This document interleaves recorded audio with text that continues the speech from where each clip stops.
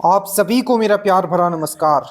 Set दरोगा का आपके सामने है। टोटल जितने भी सेट आपके लिए प्रॉपर प्लेलिस्ट बना दिया गया। हर एक सेट में इस प्रकार से क्वेश्चंस रखे गए हैं जो कि डायरेक्टली आपके एग्जाम में दिखेगा। और अगर इस सेट में आप अच्छा स्कोर कर लेते हो, आप कंफर्म मानो कि आप इस बार एग्जाम निकाल रहे हो। सबसे पहले मैं कटअप डिसाइड कर देता हूं। इससे पहले जितने भी सेट दिए प्लीज उसको आप लोग जरूर लगा के अपने आप को बोलते हैं ना एज ए कॉन्फिडेंट कैंडिडेट आप एग्जाम में जाओ। सबसे पहले अगर हम लोग बात करते हैं कि अगर बॉय का हम लोग अगर कटअप का हम लोग बात करते हैं कि इस सेट में अगर आपने 75 प्लस अगर आपने क्वेश्चन सही कर लिया, आप कंफर्म है कि आप पीटी क्लियर है आपका और आप इसी चीज को और इम्प्रूव करोगे। अगर आप गर्ल हो, ठीक है, तो अगर आप 60 से 63 क्वेश्चंस भी अगर सही कर लेते हो, 63 आप मान के चलो क्योंकि ये यहाँ आपका प्रेशर कम रहता है, ठीक है, आप वो एटमोस्फियर आपको मिलता नहीं, तो आप 63 प्लस क्वेश्चंस अगर आप करेक्ट करते हो आपका पीटी श्योर है। स्टार्ट करते हैं। और कम से कम इस वीडियो में ऐसा नहीं है कि हम आए हैं बस क्वेश्चंस पढ़ के निकल जाएंगे। 500 प्लस फैक्ट्स जो एग्जाम के लिए इंपॉर्टेंट है जो आए हुए हैं वो भी हम लोग कवर करेंगे। सबसे पहला क्वेश्चन है कि जो 18वीं लोकसभा जो चुनाव हुआ है उसमें सबसे युवा सांसद का नाम क्या है, आपको ये पूछा गया है, जो कि कौशाम्बी से निर्वाचित हुए हैं, डेट मीन्स यूपी के रहने वाले हैं। तो इसका जो सही आंसर हो जाएगा ये है आपका कौन है, तो पुष्पेंद्र सरोज। क्या नाम याद रखना है, पुष्पेंद्र सरोज। 18वीं लोकसभा से हम लोग बात करें तो सबसे पहला अगर आपके दिमाग में अगर कुछ आएगा 18वीं लोकसभा से तो क्या आएगा, वो ये आएगा कि इसमें कितने सीट पे आखिरकार लड़ा गया था आपका इलेक्शन, तो 543 सीट। पहला क्वेश्चन आपको याद रखना है। दूसरा क्वेश्चन आपको याद रखना है कि आखिर कितने सीट पे लड़ा जाता था, तो 545 सीट पे लड़ा जाता था, पर लड़ा कितने पे किया, 543 पे। 2 सीट कहां चला गया, तो आपको पता है कि जो एंग्लो इंडियन को याद रखिएगा, जो एंग्लो इंडियन को जो नॉमिनेट किया जाता था प्रेसिडेंट के द्वारा वो हटा दिया गया है। और कौन से अमेंडमेंट के द्वारा हटाया गया है, 104वां अमेंडमेंट 2019। एकदम दिमाग में छाप लो कि 104वां अमेंडमेंट 2019 जो आया है इसमें क्या किया गया है, 2 आर्टिकल आपने पढ़ा होगा, 330 और 331। ये 330 जो है इसमें एससी और एसटी को रिजर्वेशन दिया गया था लोकसभा सीट में, और 331 में जो है आपको एंग्लो इंडियन को दिया गया था, ठीक है। तो जो ये एंग्लो इंडियन वाला जो था 331 इसको क्या दिया, निरस्त कर दिया गया है, और जो आपका एससी एसटी था इसको कंटिन्यू रखा गया है इनके लिए रिजर्वेशन। तो एकदम याद रख लेना 104 अमेंडमेंट 2019 से एंग्लो इंडियन का सीट जो है खत्म कर दिया गया है, ठीक है। और 330 में एससी एसटी का रिजर्वेशन के बारे में बात किया गया है, और 331 में आपका किससे बात किया गया है, एंग्लो इंडियन के बारे में बात किया गया है। मान लो 100 क्वेश्चंस करते हैं तो आप समझ लो उसका 5 गुना तो एटलीस्ट कर लो, कम से कम 500 क्वेश्चंस प्लस हम लोग इसमें कवर करेंगे। एकदम शांतिपूर्वक आप लोग देखिए। हाल ही में ईरान के राष्ट्रपति, आपको पता है बहुत ही न्यूज में था कि ईरान के राष्ट्रपति का क्या हुआ था कि आपका दुर्घटना, हेलीकॉप्टर में उनका देहांत हो गया था, ठीक है। तो अब जो वहां के नए आपके जो प्रधानमंत्री बने हैं आपको बताना है कि राष्ट्रपति जो बने वो कौन है। आपको 4 यहाँ ऑप्शन आपको दिया हुआ है, ठीक है। तो इसका जो सही आंसर हो जाएगा ये हो जाएगा आपका पेजेशकियान, ठीक है। पेजेशकियान जो है अब क्या है, वहां के आपके प्रेसिडेंट है। पहले कौन थे, तो इब्राहिम रईस थे। और ईरान का अगर हम लोग बात करें तो कैपिटल आप याद रखोगे, इसका कैपिटल क्या है, तेहरान, ठीक है। करेंसी क्या है, रियाल, ठीक है, रियाल। तो कैपिटल तेहरान, करेंसी रियाल। और याद रखिएगा यहाँ एक पोर्ट है जो बार बार पूछा जाता है, चाबहार पोर्ट। तो पूछा जाएगा चाबहार पोर्ट कहाँ है, तो वो भी आप याद रखोगे ईरान में है आपका Chabahar port. Iran, Tehran, rial और चाबहार पोर्ट, ये चीज आपको याद रखना है। नेक्स्ट क्वेश्चन है कि हाल ही में शक्ति सैन्य अभ्यास, कंफर्म है आपका भी इसमें विशाखापट्टनम वाला आपका पूछ लिया था अगर आपको याद हो तो, ठीक है। आपका जो एएसआई का भी स्टेनो का एग्जाम हुआ है, ठीक है। तो देखो, तो शक्ति सैन्य अभ्यास जो भारत एवं फ्रांस के संयुक्त सैन्य अभ्यास है वो किसके बीच में होता है, जल्दी से बताइए, ठीक है। तो ये आपको लिखा हुआ है कि जो शक्ति अभ्यास है वो भारत और फ्रांस के बीच में था, बट इस बार पूछा है कि बेसिकली हुआ कहाँ है, ठीक है। जल्दी से बताइए। तो ऑप्शन के हिसाब से जाओगे तो शक्ति जो हुआ है वो आपका मेघालय का उमरॉय में हुआ है, उमरॉय, ठीक है, याद रखना। अगर हम लोग फ्रांस का बात करते हैं तो सबसे पहले याद रखिएगा इनसे कौन सा एक्सरसाइज करते हैं। सबसे पहले शक्ति जो कि थल सेना है, उसके बाद गरुदा जो कि वायु सेना, और उसके बाद गरुदा और वरुणा जो कि आपका नेवी एक्सरसाइज जो करते हैं इनके साथ वरुणा है। जो हम लोग एयरफोर्स एक्सरसाइज करते हैं वो गरुदा है। और थल सेना वाला जो एक्सरसाइज करते हैं वो हमारा क्या है, तो वो है हमारा शक्ति है, आपको बहुत अच्छे से याद रखना है। ठीक है, याद रखिएगा फ्रांस का जो कैपिटल है क्या है, पेरिस है। ठीक है, और इसका करेंसी क्या है, यूरो है। और फ्रांस में ही किसका हेडक्वार्टर है, यूनेस्को का। और फ्रांस में ही किसका हेडक्वार्टर है, FATF, financial action task force का भी। याद रखना, ये सब बहुत ही इंपॉर्टेंट है। ठीक है, याद रहेगा। कुछ आपको 2025 में जो अभी एक्सरसाइज हुए हैं सैन्य अभ्यास, उसको आप पक्का याद रखना। एक है आपका इजिप्ट के साथ किए हैं, मिस्र के साथ कौन सा, साइक्लोन। कहाँ किए हैं आपको याद रखना है साइक्लोन, तो साइक्लोन जो हम लोगों ने किया है वो किया है अजमेर में। ठीक है, एक हमने किया है आपका धर्मा गार्जियन, किसके साथ, धर्मा गार्जियन हमने किसके साथ किया है, धर्मा गार्जियन जापान के साथ। कहाँ किया है, आपका जापान के फूजी माउंटेन। ठीक है, ये सब चीज आपको याद रखना है। चलिए आगे चलते हैं। पन्नामा की राजधानी कंफर्म है, इस बार आप एक्साइज का एग्जाम देने जा रहे हो ना, एक आपका कंफर्म है कैपिटल, और कैपिटल से आपका मतलब देश और राजधानी से आपका क्वेश्चंस आ रहा है। अफ्रीकन कैपिटल पक्का याद करके जाना, मैंने ट्रिक से याद करवा दिया, यूरोप वाला भी याद करवा दिया आपको। ठीक है, यहां दिया पन्नामा की राजधानी कहाँ है, जल्दी से बताइए। तो पन्नामा की जो राजधानी है वो है आपका पन्नामा सिटी। अब देखो दरोगा में आपको क्या क्या पूछा गया, सबसे पहले एक बार पूछा गया था यूक्रेन का कैपिटल क्या है, तब यूक्रेन न्यूज में था काफी, तो कीव है, कीव है यहाँ का कैपिटल। एक बार आपको पूछा गया था कि जो आपका जो अफ्रीका का जितना भी है ना, मैंने आपको याद करवाया, जल्दी से देखो। एक तो पूछा गया था यूक्रेन का, और एक BSSC में पूछा गया था बेलारूस का। तो बेलारूस का कैपिटल क्या है, मिन्स्क। ठीक है, और एक आपका पूछा गया था अकारा, अकारा किसका राजधानी है, तो घाना का, घाना का जो है आपका अकारा राजधानी है, याद रखना घाना का अकारा है। ठीक है, एक बार इथोपिया का पूछा गया था, तो इथोपिया का अगर बोलेगा तो अदिस अबाबा, क्या, अदिस अबाबा, अदिस अबाबा, इथोपिया का अदिस अबाबा, इथोपिया का अदिस अबाबा, याद रखना। तो फिर से, और मॉरिशियस का पोर्ट लुइस, मॉरिशियस का पोर्ट लुइस, मॉरिशियस का पोर्ट लुइस। तो याद करो फिर से, यूक्रेन, यूक्रेन का क्यूब, बेलारूस का मिन्स्क, बेलारूस का मिन्स्क। ठीक है, यूक्रेन का की, बेलारूस का मिन्स्क, आपका इथोपिया का अदिस अबाबा, ठीक है, घाना का आपका अकारा। ठीक है, ये सब चीज आपको याद रखना है। विश्व प्रेस स्वतंत्रता सूचकांक में, ठीक है, शामिल 180 देशों में रैंकिंग में, ये 2024 वाला है। ठीक है, आपको पूछा है कि इंडिया का रैंकिंग कितना है, जल्दी से बताइए। ठीक है, और इसको जारी कौन करता है, रिपोर्टर विदाउट बॉर्डर, याद रखना जारी करता कौन है, रिपोर्टर विदाउट बॉर्डर। ठीक है, रिपोर्टर विदाउट बॉर्डर किसको जारी करता है, तो प्रेस स्वतंत्रता सूचकांक कौन जारी करता है, तो आपका रिपोर्टर विदाउट बॉर्डर। इसमें इंडिया का रैंकिंग कितना है, तो इसमें इंडिया का रैंकिंग जो मैंने आपको याद करवाया है सब ट्रिक से, ठीक है, 159 है। ठीक है, आपको याद रखना कितना है, 159 है, ये सब चीज आपको अच्छे से याद। बाकी इंडेक्स वाला मैंने बहुत बार बार करवा दिया आपको। हाल ही में किस देश ने 28 मई 2024 को फिलिस्तीन को एक राष्ट्र के रूप में मान्यता दिया है, जल्दी से बताइए, किसने फिलिस्तीन को एक राष्ट्र के रूप में मान्यता दिया है, तो वो है आपका नॉर्वे। नॉर्वे का कैपिटल क्या है, ओस्लो। करेंसी क्या है, क्रोन, अच्छे से याद रखना। ठीक है, चाबहार बंदरगाह, ये देखिए क्वेश्चन आ गया, चाबहार बंदरगाह किस देश में स्थित है जिसे भारत अगले 10 वर्षों के लिए लीज पर लिया है, जल्दी से बताइए। चाबहार बंदरगाह अभी मैंने बताया था, चाबहार बंदरगाह कहाँ है, ये ईरान में, याद रखना। ईरान का कैपिटल तेहरान, करेंसी आपका रियाल।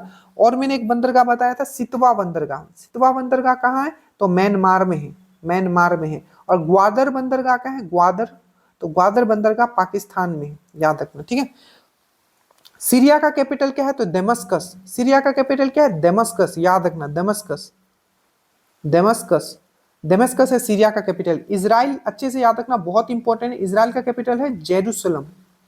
करेंसी क्या है, बहुत बार पूछा गया यहाँ का currency, new shekel, new shekel है यहाँ का करेंसी। ठीक है, न्यू सेकल है यहाँ का करेंसी, और कैपिटल है आपका क्या, जेरूसलम। ठीक है, इराक का कैपिटल बगदाद, इराक का कैपिटल बगदाद। अब बगदाद पूछा गया था कि चलो ये छोड़। वर्तमान समय में भारत में महारत्न कंपनी, जो महारत्न कंपनी होती है उसमें भारत में अभी टोटल महारत्न कंपनी कितना है, जल्दी से बताइए।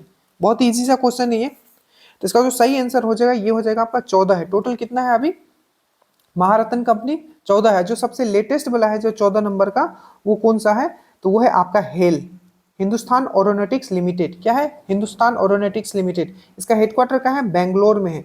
कब ये फॉर्म हुआ था, 1940 में हुआ था। नेक्स्ट क्वेश्चन आपका कि किसी प्राकृतिक वसा में वनस्पति समूह के अनुक्रमिक विकास का सही क्रमिक चरण निम्नलिखित में से है, ठीक है। अब देखिए यहाँ का चरण आपको पूछा जा रहा है,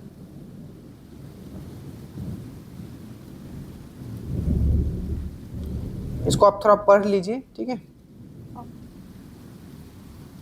इंग्लिश वाले के लिए इंग्लिश में है, ठीक है, हमको डायरेक्टली आंसर में बता दे रहा हूँ। Which of the following is a correct sequential stage in the sequential development of a plant group in a natural habitat?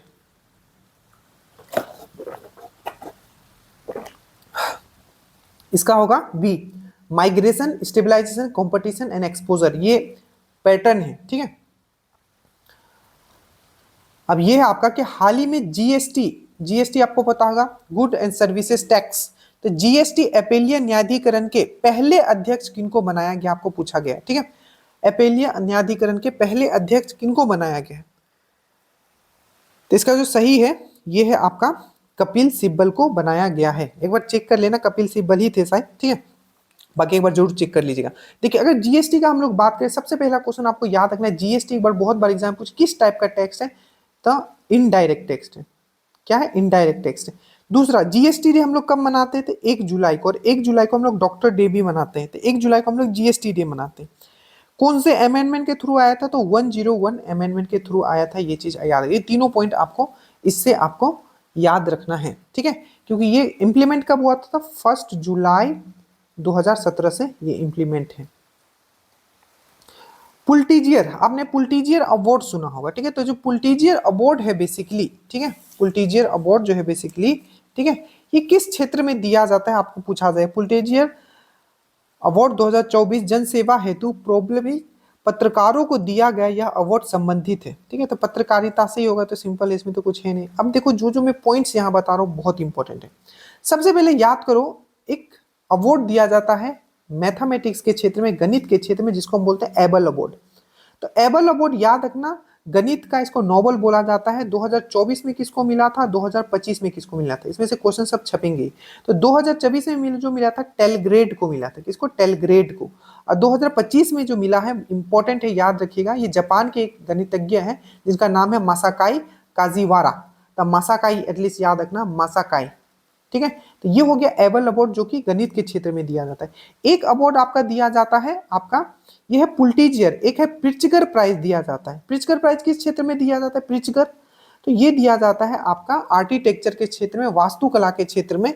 याद रखिएगा 2024 में जो मिला था, किसको मिला था? रिकेन यामामोतो को, रिकेन यामामोतो को मिला था, ठीक है। बट 2025 में किसको मिला है, जल्दी से बताओ? तो ल्यू जैको को मिला है, ल्यू जैको को मिला। तो याद रखना ये सब, ये रिकेन यामामोतो को मिला था 2024 में, और ल्यू जैको को मिला है 2025 में, ठीक है। अब कुछ और इंपॉर्टेंट जो जल्दी से आपको दिमाग में रखना है सबसे पहले, क्योंकि आपका 18 मई को एग्जाम है, इसलिए इतना मेहनत किया जा रहा है, ठीक है। देखिए सबसे पहले अगर हम लोग बात करें, तो जो आपका मैन बुकर इंटरनेशनल अवार्ड जो दिया जाता है, मैन बुकर इंटरनेशनल, ये किसको मिला था? ये आगे भी आई थिंक ये क्वेश्चन है, ठीक है। चलिए इसको आगे देखेंगे, अगर नहीं होगा तो हम लोग फिर वहां कवर करेंगे, ठीक है। देखिए पंडित लच्छू महाराज किस वाद्य यंत्र से, मैंने बहुत करवा दिया, महाराज महाराज जहां आएगा तो क्या बोलोगे? महाराज कहाँ? महाराज, महाराज, महाराज, महाराज, बला आ गया, तबला, ठीक है। फ्रांस की मुद्रा, अरे ये तो मैंने अभी आपको बता दिया था, फ्रांस की मुद्रा क्या है, जल्दी से बताओ? तो फ्रांस की मुद्रा यूरो है। रूबेल कहाँ का मुद्रा है? तो ये है आपका रसिया का प्लस आपका जो आपका उसका सामने वाला कौन था? बेलारूस में भी रूबेल चलता है। तो बेलारूस और रसिया का आपका जो करेंसी है रूबेल है, और रसिया का आपका ये क्या है, आपका कैपिटल क्या है? मॉस्को, याद रखिएगा। और यहाँ का जो संसद है उसको क्या बोला जाता है? डूमा, याद रखना, ठीक है। क्रोन कहाँ का था? तो मैंने आपको बताया था, क्रोन जो है आपका, क्रोन कहाँ का था? नॉर्वे का। और पाउंड स्टर्लिंग किसका है? तो इंग्लैंड का, याद रखना, ठीक है। इसका जो आंसर हो जाएगा ये हो जाएगा यूरो। ये है 2024 के लिए, ये भी अच्छा क्वेश्चन है कि 2024 के लिए विश्व स्वास्थ्य संगठन का नेल्सन मंडेला पुरस्कार किस भारतीय स्वास्थ्य संस्थान को दिया है? सिंपल बात है कि विश्व स्वास्थ्य संगठन नेल्सन मंडेला पुरस्कार किसको दिया गया है, ये आपको बताइए, ठीक है। इसका सही आंसर क्या होगा? 4 है, यहाँ मैं डी भी आपको कर देता हूं, ये है पीएमसीएच, ठीक है। हो सकता है PMCH ही इसका आंसर हो, ठीक है, क्योंकि लास्ट टाइम मैंने अभी लिखा है। तो इसका जो सही आंसर है वो है आपका NIMHAN। क्या है? National institute of mental health and neuro science. National institute of mental health and neuro science, इसको क्या मिला है? नेल्सन मंडेला पुरस्कार मिला। नेल्सन मंडेला आपको याद होना चाहिए। क्यों याद होना चाहिए? क्योंकि नेल्सन मंडेला डे जो हम लोग मनाते हैं, ये संयुक्त राष्ट्र ने अनाउंस किया है। कब मनाते हैं नेल्सन मंडेला डे? तो 18 जुलाई को हम लोग मनाते हैं। कब मनाते हैं? 18 जुलाई को। नेल्सन मंडेला को कब हमारा भारत रत्न भी इनको दिया गया? तो कब दिया गया था? 1990 में दिया गया था। एक क्वेश्चन बताओ कि सबसे पहला फॉरेनर कौन था, ठीक है, जिसको भारत रत्न मिला था? तो वो आपको याद रखना है, अब्दुल गफार। अब्दुल गफार खान को मिला था। किसको मिला था? 1987 में। रेड शर्ट पार्टी के जो वो फाउंडर थे, ठीक है, रेड शर्ट पार्टी मूवमेंट आपने सुना होगा, ठीक है, अब्दुल गफार खान। क्या मैं सही हूं? तो मुझे जरूर करेक्ट कर दीजिएगा। 1987 में पहले फॉरेनर अब्दुल गफार खान, ठीक है, उनको दिया गया था, जो कि रेड शर्ट मूवमेंट का भी फॉर्मेशन किए थे। याद रखना 1987 में, आपको याद रखना। और इनको मिला था 1990 में, याद रखिएगा। इनका एक बुक है जो बार बार पूछा जाता है, Nelson Mandela a long walk to freedom. A long walk to freedom. A long walk to freedom, याद रखिएगा, ठीक है। तो ये हो गया आपका 14 का क्वेश्चन। उसके बाद हम लोग यहाँ आ जाते हैं और देखते हैं आगे का क्वेश्चन क्या है। डरना नहीं है, पूरा कंप्लीट करना है, ठीक है। हाल ही में पायल कपड़िया की कौन सी, ये सब चीज पढ़ा हुआ है। हाल ही में पायल कपड़िया की कौन सी फिल्म कांस फिल्म फेस्टिवल का ग्रांड प्रिक्स अवार्ड जीता है? जल्दी से बताइए कौन सा है। तो इसका जो सही आंसर हो जाएगा all we imagine in light. All we imagine in light. अंतरराष्ट्रीय बुकर अवार्ड 2024 किसको दिया गया? इंपॉर्टेंट क्वेश्चन है, जल्दी बताइए। 2024 में जो ये दिया गया, किसको दिया गया? अंतरराष्ट्रीय मतलब इंटरनेशनल बुकर अवार्ड जो है किसको दिया गया? तो आपको याद रखना है कि इंटरनेशनल बुकर अवार्ड जो दिया गया है, ये दिया गया है आपका हॉफमैन जेरी एरनबेक। मैन कौन है? तो ये है आपका जेनी एरनबेक। और इसका इंग्लिश कन्वर्जन, क्योंकि जो इंटरनेशनल वाला होता है, मैं उतना डिटेल में अभी नहीं जाऊंगा, जो मैन हो इस पे बात करते हैं। तो इन दोनों को मिला है। क्यों मिला? आपको मैंने बताया था, क्योंकि ये जो लेखक है, ये जर्मनी की लेखक है, तो ये इंग्लिश में नहीं लिखती है, ये अपने भाषा में लिखती है। तो इसको फिर से वो इंग्लिश में कन्वर्ट कौन किया है? हॉफमैन। तो दोनों को मिला के दिया गया। तो याद रखने का, मैन बुकर इंटरनेशनल अवार्ड जो दिया गया है, ये जेनी एरनबेक को मिला है और हॉफमैन को मिला है। और बुक का नाम था क्या? कैरोस। और यही बोला कि मैन बुकर, ये इंटरनेशनल अवार्ड है। सिंपल बोलेगा कि मैन बुकर अवार्ड किसको मिला है? तो सामांता हार्वे।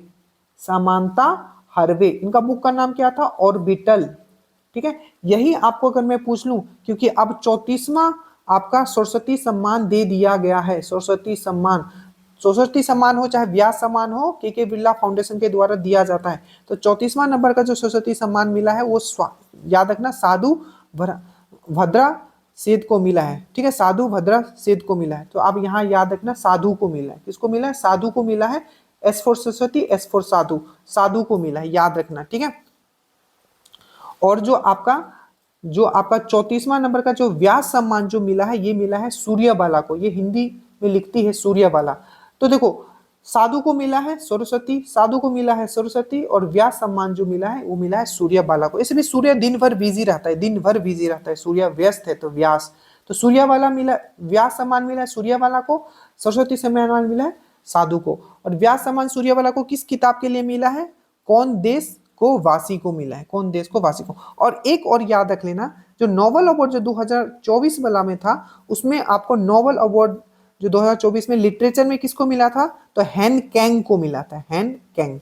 एटलीस्ट आप यहाँ याद रखना। बस एक और याद कर लो कि 59th वाला नया वाला जो है आपका ज्ञानपीठ अवार्ड दे दिया गया है। ज्ञानपीठ अवार्ड वो किनको दिया गया है? तो विनोद कुमार शुक्ल को दिया गया है। विनोद कुमार शुक्ल। देखो, बहुत मेहनत करके ये सब हमने बहुत ही सही तरीके से आपको अरेंज करके हमने पढ़ा दिया। प्लीज इसको मिस मत कीजिएगा, ठीक है। गीतांजलि आपको पता है किनके द्वारा लिखा गया है? तो ये आपको रविन्द्रनाथ टैगोर, जिसके लिए इनको क्या मिला था? आपको लिटरेचर में आपको नोबेल अवार्ड में था। हाल ही में रेमेल नामक तूफान, क्या है? रेमेल नामक तूफान से पश्चिम बंगाल, तो इसका आंसर क्या था? ए बी होगा, ठीक है, सी होगा। हाल ही में रेमल नामक तूफान से पश्चिम बंगाल काफी प्रभावित रहा है। इस तूफान का नामकरण किसने किया था? तो मेल किससे करना चाहते? तो मैंने आपको बताया था, ओम से। ओमान हो जाएगा इसके अंदर। ओमान का कैपिटल क्या है? मस्कट। हाल ही में भाजपा के एक नेता सुशील कुमार मोदी का निधन हो गया। वो बिहार के किस पद को सुशोभित करते थे? बताइए किस पद पे थे? उप मुख्यमंत्री पे थे, वित्त मंत्री पे थे, न्याय मंत्री पे थे, या दोनों पे रह चुके हैं? तो इजी सा क्वेश्चन है, ये क्या हो जाएगा? दोनों पे वो रह चुके हैं सुशील मोदी।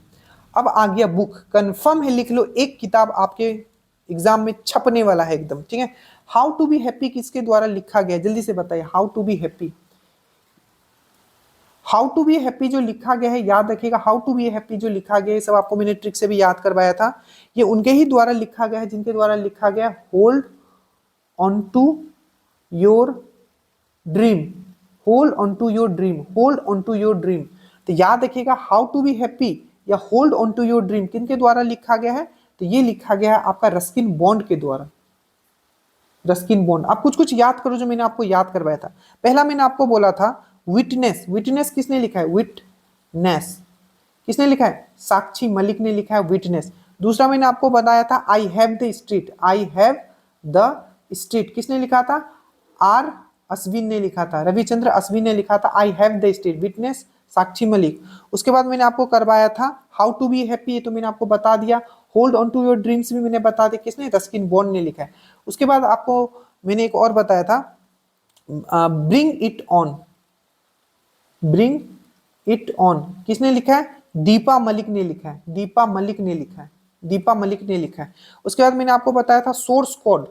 सोर्स कोड किसने लिखा है? तो मैंने आपको बताया था सोर्स कोड बिल गेट्स ने लिखा है। किसने? बिल गेट्स ने लिखा है। उसके बाद मैंने आपको बताया था 4 star of destiny. 4 star of destiny ये किसने लिखा है? तो मनोज मुकुंद नरावने ने। अच्छे से लिखना। और एक मैंने और बताया था why Bharat matters. Why Bharat matters किसने लिखा है? तो एस जयशंकर ने लिखा था। ये सब में से कोई ना कोई छपेगा, आप याद कर लो। और ये मैंने कहा था ईडी फाइंड से होम किसने लिखा था? तो आलिया भट्ट ने लिखा था। और एक आएगा आपका डेट से, इंपॉर्टेंट डेट से, 1 से 2 क्वेश्चन, तो ये भी याद रखना। हिंदी पत्रकारिता में से कौन सा सुमेलित नहीं है? हिंदी पत्रकारिता 30 मई, विश्व अस्थमा 7 मई, विश्व थैलीसेमिया 8 मई, और राष्ट्रीय प्रौद्योगिकी दिवस आपका 22 है। प्रौद्योगिकी मतलब होता है नेशनल टेक्नोलॉजी डे। इसमें से कौन सा गलत है आपको पूछा जा रहा है? तो इसका जो सही आंसर हो जाएगा ये है आपका, कौन सा गलत है? तो ये है आपका, ये वाला गलत है। क्योंकि राष्ट्रीय प्रौद्योगिकी दिवस या नेशनल टेक्नोलॉजी डे जो हम लोग मनाते हैं वो मनाते हैं 11 मई को। अब कुछ कुछ याद करो क्यों मनाते हैं। क्योंकि आपको पता है जो पहला पोखरण टेस्ट या पहला न्यूक्लियर टेस्ट जो हुआ था वो कब हुआ था? वो हुआ था आपका 18 मई 1974 को। तो पहला जो न्यूक्लियर टेस्ट हुआ था, पहला जो हमारा न्यूक्लियर टेस्ट हुआ था 18 मई 1974 को हुआ था। इसका हम लोग ने नाम दिया था स्माइलिंग बुद्धा। दूसरा जो हुआ था वो हुआ था आपका 11 मई, ठीक है, 1998 में हुआ था, जिसका हमने नाम दिया था शक्ति। इसीलिए 11 मई को हम लोग क्या मनाते हैं? नेशनल टेक्नोलॉजी डे हम लोग मनाते हैं। अच्छे से याद रखिएगा, ठीक है। 22 मई को हम लोग मनाते हैं नेशनल, नेशनल बोल रहा हूँ, बायो, सिंपल याद रखना, बायोडाइवर्सिटी डे, ठीक है। बायोडाइवर्सिटी डे, ठीक है। क्या मनाते हैं? Biodiversity day. ये सब बहुत इंपॉर्टेंट है, ठीक है। डेट वाला से आपका कंफर्म है, आपको एक क्वेश्चन पूछा जाएगा, ठीक है, और आपको याद रखना है, ठीक है। तो इस बायोडाइवर्सिटी मैंने बोल दिया, ये मनाया जाता है बायोलॉजिकल डाइवर्सिटी डे, जैव विविधता दिवस। अच्छे से याद रखना, 22 मई को जैव विविधता दिवस हम लोग मनाते हैं, international day of biological diversity. ये बहुत इंपॉर्टेंट है, याद रखिएगा, ठीक है। तो इसका जो सही आंसर कौन सा है, कौन सा गलत था? तो ये वाला गलत था, 11 मई को हम लोग मनाते हैं। आंख का निकटतम बिंदु, नियरेस्ट पॉइंट ऑफ आई क्या होता है? आप सबको पता है नियरेस्ट क्या होता है, फारदेस्ट क्या होता है, ठीक है। इसमें जितने क्वेश्चंस पूछे गए एक बार जल्दी से हम लोग रिकॉल करें। सबसे नियरेस्ट जो होता है हमारा बिंदु का, वो कितना होता है? 25 सेंटीमीटर। फारदेस्ट कितना होता है अगर पूछेगा तो वो इन्फिनिटी होता है। नेक्स्ट क्वेश्चन आपको पूछा गया था कि आई बॉल जो होता है, नेत्र गोलक जो होता है, उसका डायमीटर कितना होता है? तो 2.3 सेंटीमीटर होता है। क्या होता है? 2.3 सेंटीमीटर होता है नेत्र गोलक का, ठीक है। और एक चीज देखो, पहले तो नेत्र गोलक हो गया, ठीक। और क्या क्या पूछा गया था? तो और एक देखो, ये सब ऐसा नहीं है कि मतलब कहीं से भी उठा के कुछ भी, सब क्वेश्चंस पूछे गए। पूछा गया था कि आंख की स्टडी को हम लोग क्या कहते हैं? तो आंख की स्टडी को हम लोग क्या कहते हैं? तो आंख की स्टडी को हम लोग कहते हैं ऑफ्थोमोलॉजी। क्या कहते हैं? ऑफ्थोमोलॉजी हम लोग कहते हैं। क्या कहते हैं? ऑफ्थोमोलॉजी हम लोग कहते हैं। ये भी चीज आपको याद रखना है, ऑफ्थोमोलॉजी। तो आंख के स्टडी को हम लोग करते हैं, आई के स्टडी को हम लोग कहते हैं ऑफ्थोमोलॉजी। ऑफ्थोमोलॉजी आपको अच्छे से याद रखना है, ऑफ्थोमोलॉजी, ठीक है, याद रहेगा। आंख के स्टडी को ऑफ्थोमोलॉजी कहते हैं, ठीक है। और याद करो, एक क्वेश्चन पूछा गया था कि जो जो आपका जो फोकल दूरी होता है उसको चेंज कौन करता है, तो आपको याद रखना है सिलेरी मसल करता है। सिलेरी मसल जो है फोकल दूरी को क्या करता है, कंट्रोल करता है, कम ज्यादा करता है। एक क्वेश्चन पूछा गया था जो हमारे आंख का जो कलर है उसको कौन डिसाइड करता है, तो आइरिस करता है। और एक पूछा गया कि आंख में कितना रोशनी जाएगा, इसको डिसाइड कौन करता है, तो आइरिस ही करता है, बट किसको कंट्रोल करके करता है, प्यूपिल को कंट्रोल करके करता है आइरिस। ये सब क्वेश्चंस आए हुए हैं, इसको कृपया करके आप लोग याद रखिएगा। तो टोटल 21 क्वेश्चंस था, ठीक है। टाइम लगेगा बट हमें थोड़ा हम लोग एक्सप्लेन करके करेंगे ताकि एग्जाम में आपको हर एक चीज कुछ नया ना दिखे और आप पूरे बोलते ना कॉन्फिडेंट हो गए। थॉमस कप और यूबर कप, आपको पता है थॉमस कप और यूबर कप मैंने आपको बताया किस गेम से रिलेटेड है, तो बैडमिंटन से। किससे रिलेटेड है, तो आपको याद रखना किससे रिलेटेड है, तो बैडमिंटन से रिलेटेड है, ठीक है। किससे, बैडमिंटन से रिलेटेड है, ठीक है। तो चीन ने क्या किया है, ठीक है, इस खिताब को जीत लिया है। तो यही पूछा गया था कि किस खेल से रिलेटेड है आपका, कि थॉमस कप और यूबर कप 2024 का खिताब चीन ने जीता है, तो इसका किससे रिलेटेड है, तो बैडमिंटन से रिलेटेड है, याद रखिएगा। वैशाली रमेश बाबू, आपको पता होगा ये किस खेल से बिलोंग करती है, जल्दी से बताइए। तो वैशाली रमेश बाबू जो है, ठीक है, ये डी गुकेश जो आपका प्रज्ञानंद है, प्रज्ञानंद की ये बहन है। तो वैशाली रमेश बाबू जो है, आपको याद रखना है, ये जो है शतरंज की खिलाड़ी है। डी गुकेश वो भी शतरंज खेलते हैं। और हुनेरी कंपू कुनेरी, क्या नाम है उनका, हुनेरी, कभी कभी दिमाग से ही नहीं, हुनेरी, एक बार मुझे कमेंट कर देना इनका नाम, मुझे हम्पी नाम है इनका लास्ट में, ठीक है। तो वो भी जो है कुनेरी हम्पी, ठीक है, वो भी आपका क्या है, आपका चेस खेलती है। हुनेरी हम्पी चेस प्लेयर, कुनेरू हम्पी, कुनेरू हम्पी इनका नाम है, कुनेरू हम्पी, ठीक है। तो चेस प्लेयर है, याद रखिएगा। अब ये देख लीजिए, एक अच्छा सा क्वेश्चन है, बेसिक क्वेश्चन है एकदम, बस आपको एक बार पढ़ लीजिए, ठीक है। ये क्वेश्चन है, आप पॉज करके पढ़ लो, ठीक है, उसके बाद मैं एक्सप्लेन करता हूँ। देखो इसमें ये क्वेश्चन देखा है, विभवांतर मतलब होता है वोल्टेज, विद्युत धारा मतलब करंट। देखो, consider the following statement about the relation. अब स्टेटमेंट को देखना और बताना है कि कौन सा स्टेटमेंट इसमें सही है, ये बताना है। देखो, ठीक है, आप स्टेटमेंट में डायरेक्टली आपके सामने रख देता हूँ, ठीक है। ये आपका स्टेटमेंट है। देखो, सबसे पहला स्टेटमेंट बोले, कौन सा स्टेटमेंट इसमें सही बोला है, ठीक है। और किसके बारे में, consider the following statement about the relation between potential difference and electric current, ठीक है, रिलेशन बताना है। अब देखो इसका, it was given by the George Simon Ohm, potential difference is directly proportional to the electric current, its temperature does not remain constant. अब देखो इसमें से कौन सा सही है, तो सिंपल याद करो, मैंने ओम्स लॉ में मैंने आपको क्या पढ़ाया था, ओम्स लॉ, ओम्स लॉ में मैंने पढ़ाया था V इक्वल टू होता है आई आर। आई जो है आपका करंट है, V जो आपका वोल्टेज है, ठीक है। और यहाँ ये अगर ये इक्वेशन अगर सेटिस्फाइड रखना है तो यहाँ टेम्परेचर क्या होता है, कांस्टेंट रहता है। तो ये दोनों तो सही है कि ठीक है, ओम्स ने किया। पोटेंशियल डिफरेंस क्या होता है, करंट का डायरेक्टली प्रोपोर्शनल होता है, बट यहाँ बोला है it's temperature does not remain constant. Easy था, तो ये गलत हो जाएगा क्योंकि कांस्टेंट रहता है इस इक्वेशन के लिए। तो इसमें क्या हो जाएगा, 1 और 2 ही जो है कुछ ऑफ द करेंट, हाँ, तो 1 और 2 जो हो जाएगा बस सही है। फिर से ये क्वेश्चन देखिए, इसमें आपको बताया गया है कि निम्नलिखित में से किसमें उष्मा की हानि मुख्य रूप से संवाहन, संवाहन मतलब बोला कि कौन सा इसमें ऐसा प्रोसेस है जिसमें कि कन्वेक्शन हो रहा है, संवाहन हो रहा है। In which of the following the heat loss is not mainly due to the, okay, किसमें कन्वेक्शन नहीं हो रहा है, ठीक है। तो देखो पहला है बॉइलिंग ऑफ वाटर, ठीक है, उसके बाद है gentle land and sea breeze, उसके बाद है circulation of air and abounded blast furnace, और उसके बाद है heating of a glass surface of a bulb due to the flow of current. अब सिंपल एक दिमाग लगाओ, हमने आपको समझाया है कि जो संवाहन होता है या कन्वेक्शन जो होता है ये मेनली किस में होता है, आपका ये आपका इधर लिक्विड में होता है या आपका गैस में होता है। सॉलिड में जो होता है उसमें क्या होता है, कन्वेक्शन नहीं होता है, मतलब ठोस में कन्वेक्शन नहीं होता है, उसमें जो होता है आपका कंडक्शन होता है। चालन होता है, ठीक है। तो बॉइलिंग ऑफ वाटर, वाटर आ गया तो ये तो सही है, कन्वेक्शन होता है। यहाँ है भूमि और समुद्री पवन आ रहा है तो ये भी कन्वेक्शन होता है। सर्कुलेशन ऑफ एयर, यहाँ तो एयर लिखा ही हुआ है तो इसमें भी कन्वेक्शन होता है। उसके बाद है heating of a glass furnace of a bulb due to the flow of current, तो करंट फ्लो हो रहा है, उसमें जा रहा है, ठीक है। इसमें कोई गैस का बात नहीं है, ना ही लिक्विड का, इसमें सॉलिड का बात है। तो ये जो है आपका क्या है, इसमें आपका कन्वेक्शन नहीं हो रहा है, इसमें आपका कंडक्शन हो रहा है। तो यही आपका आंसर हो जाएगा, ठीक है। बिहार के किस जिले में विश्व का सबसे बड़ा रामायण मंदिर बन रहा है? इसको पता नहीं कितनी बार हमने रिपीट किया है, इसको आपको विदाउट आपको फॉर्मूला बताना है, जल्दी से फॉर्मूला बता रहा हूं, विदाउट आपको ऑप्शन इसको कमेंट करना है कि इसका क्या होगा। इसका जो हो जाएगा ये हो जाएगा आपका ईस्टर्न चंपारण, ठीक है। ईस्टर्न चंपारण में क्या हो रहा है, दुनिया का सबसे बड़ा क्या बन रहा है, आपका मूर्ति आपका बन रहा है। ये चीज आपको याद रखना है, रामायण मंदिर आपका बन रहा है। देख लेते ईस्टर्न चंपारण है भी कि नहीं ऑप्शन में। सीतामढ़ी, पूर्वी चंपारण, हाँ पूर्वी चंपारण है, तो ये इसका सही आंसर हो जाएगा, ठीक है। उसके बाद है पेंटागोनिया मरुस्थल। देखो मरुस्थल से क्वेश्चंस पूछेगा और मैंने बहुत अच्छे से, इतने अच्छे से आपको करवाया है, ठीक है, कि आप वो चीज भूल ही नहीं सकते, ठीक है। तो प्लीज उसको आप जाके जरूर देखिएगा जो मैंने आपको करवाया है।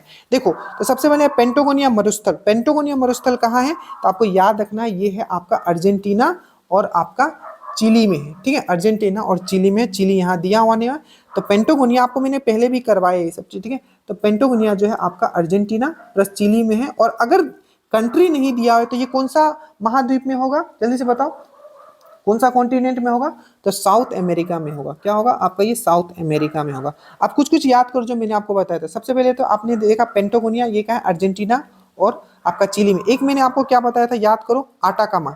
आटाकामा मरुस्थल कहाँ है, तो ये भी दक्षिण अमेरिका में है, बट ये कहाँ है, ये चिली प्लस पेरू। पेरू हो सकता है आपको नहीं दिया हो, चिली पक्का होगा यहाँ, ठीक है। आटाकामा अच्छे से याद रखिएगा। एक मैंने आपको करवाया था सहारा, सहारा कहाँ है, सबको पता है अफ्रीका में, बट कौन से वाले भाग में ये पूछा गया था, तो उत्तरी अफ्रीका में है, नॉर्थ अफ्रीका में पूछा, मतलब पूछा गया था। और एक है आपका कालाहारी, कालाहारी डेजर्ट कहाँ है, तो ये साउथ अफ्रीका में है। सहारा नॉर्थ अफ्रीका में है, कालाहारी साउथ अफ्रीका में है, ठीक है। गोबी, गोबी डेजर्ट पूछा जाता है, तो गोबी डेजर्ट, गोबी जो है आपका कहाँ है, तो याद रखिएगा मंगोलिया और चाइना में, मंगोलिया प्लस चाइना में गोबी डेजर्ट है। प्लस अगर मैं आपको पूछूं कि तकला मकान, तकला मकान जो है आपका कहाँ है, तो तकला मकान जो है ये आपका चाइना में। तो गोबी आपका आपका मंगोलिया और चाइना दोनों में है, और तकला मकान जो है आपका चाइना में है। ये चीज आपको याद रखना है। सहारा उत्तरी अफ्रीका में है, ये चीज याद रखिएगा। कालाहारी दक्षिण अफ्रीका में याद रखिएगा। आटाकामा चिली में याद रखिएगा। और जो है पेंटागोनिया अर्जेंटीना में याद रखिएगा। ऑस्ट्रेलिया से याद रखिएगा सिम्पसन, सिम्पसन कहाँ है, तो आपका ऑस्ट्रेलिया में है, याद रखिएगा। उसके बाद है हाल ही में बिहार की 2 आर्द्र भूमि को किस महत्वपूर्ण दिवस पर रामसर कर, 2 आर्द्र भूमि आपको पता है, 2 नया आर्द्र भूमि। अब बिहार में टोटल कितना आर्द्र भूमि हो गया है, 3। ये कुकुर लोग को क्या हो गया,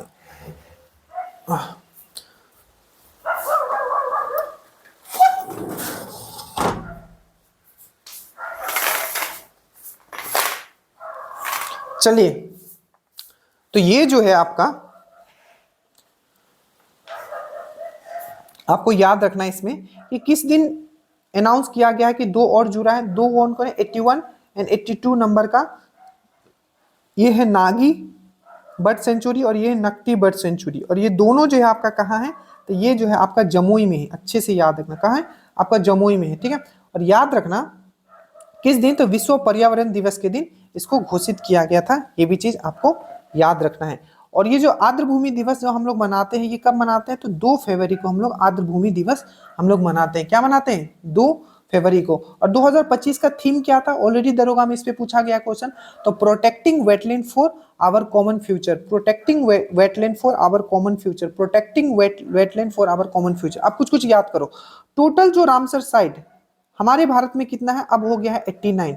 4 जो नया जुड़ा है कौन सा है, सबसे पहले याद रखना Udhwa lake, Udhwa lake, Udhwa lake, ये झारखंड का पहला रामसर साइट होगा, झारखंड में है उधवा लेक। एक है आपका खिचेरोपल्ली, खिचेरोपल्ली, ठीक है, ये कहाँ है, तो ये सिक्किम का बना है खिचेरोपल्ली। और 2 नया और जो बना है वो बना है आपका तमिलनाडु में, कौन सा, तो एक है आपका थेरतांगल, ठीक है, और दूसरा है आपका सकूरकोट्टी। तो थेरतांगल एंड सकूरकोट्टी तमिलनाडु में सबसे ज्यादा अभी कहाँ है, तमिलनाडु में 20 हो गया है। भारत में कितना हो गया, 89 हो गया। और ये 4 नया वाला मैंने बता दिया। उधवा आपका झारखंड में है, ठीक है, केचेरोपल्ली आपका सिक्किम में है, थेरतांगल एंड सकूरकोट्टी आपका तमिलनाडु में है। याद रखिएगा 2 फरवरी 1971 को रामसर कन्वेंशन साइन हुआ था, रामसर शहर आपका ईरान में, और 1971 में ये हुआ, और 1975 में ये इफेक्टिव हुआ, फोर्स में आया। और इंडिया ने इस पे कब साइन किया था, तो 1982 में साइन किया था।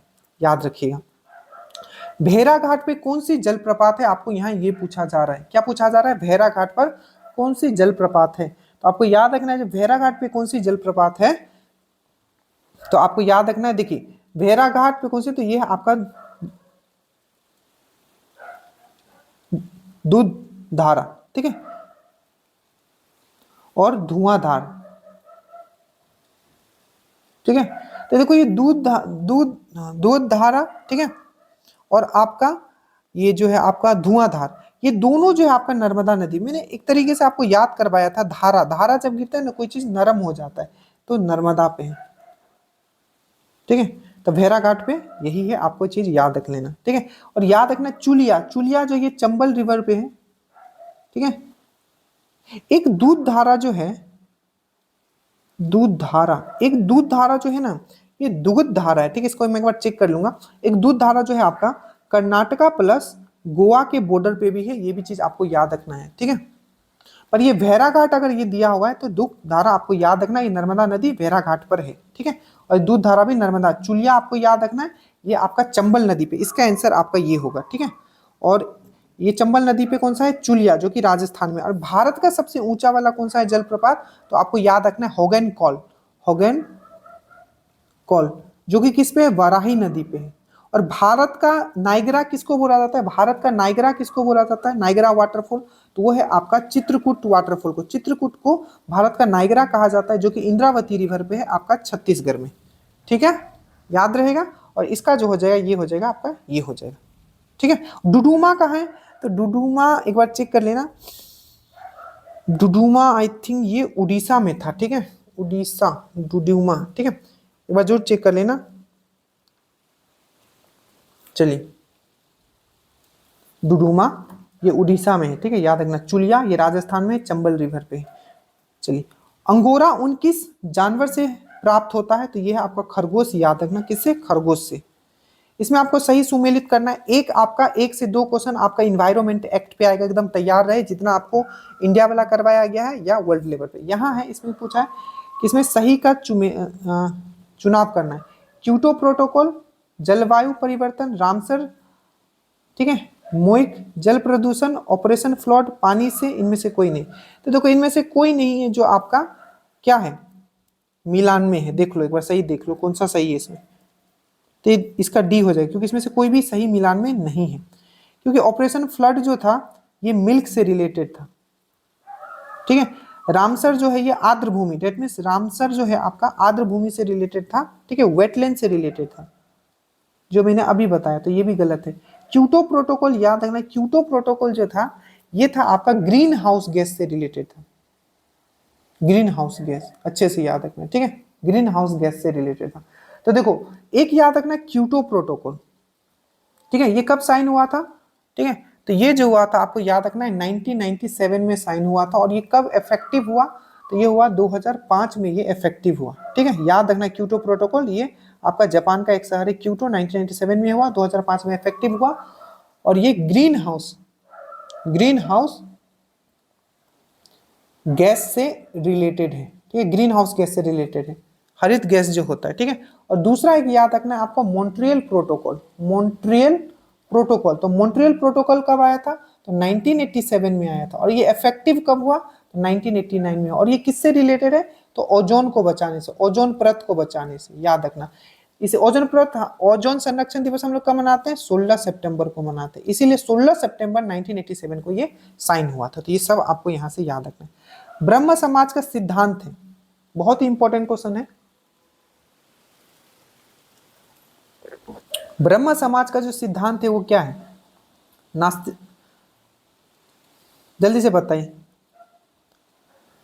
तो सबको पता है ये है आपका एकतावाद, एक देवतावाद या एकेश्वरवाद भी बोला जाता है। देखो ब्रह्म समाज का जो फॉर्मेशन हुआ था 1828 में हुआ था, कोलकाता में हुआ था राजा राम मोहन रॉय के द्वारा। अब राजा राम मोहन रॉय से कंफर्म है आपका, हर साल क्वेश्चन पूछा जाता है। इस बार पूछा गया कि आधुनिक पुरुष, भारत का पहला आधुनिक पुरुष किसको बोला जाता है, तो आप बोलोगे आधुनिक पुरुष राजा राम मोहन रॉय को बोला जाता है। अब याद करो, इन्होंने संवाद कुमोदी, मीरातुल अखबार, दो पत्रिका इन्होंने निकाला था, संवाद कुमोदी और मीरातुल अखबार। संवाद कुमोदी एंड मीरातुल अखबार, ये संवाद कुमोदी बंगाली में, मीरातुल अखबार फारसी में। उसके बाद इन्होंने बुक लिखा था गिफ्ट टू मोनोथेसिस, गिफ्ट टू, सब क्वेश्चंस पूछे गए, ठीक है, हल्के में मत लेना कुछ, नहीं तो हल्का हो जाएगा फिर आपका एग्जाम में। गिफ्ट टू मोनोथेसिस बुक इन्होंने ही लिखा था। फिर से इनका पूछा जाता है 1815 में इन्होंने आत्मीय सभा का फॉर्मेशन किया था, आत्मीय सभा। 1825 में इन्होंने क्या किया था, वेदांता कॉलेज का फॉर्मेशन किया था आपका कोलकाता में।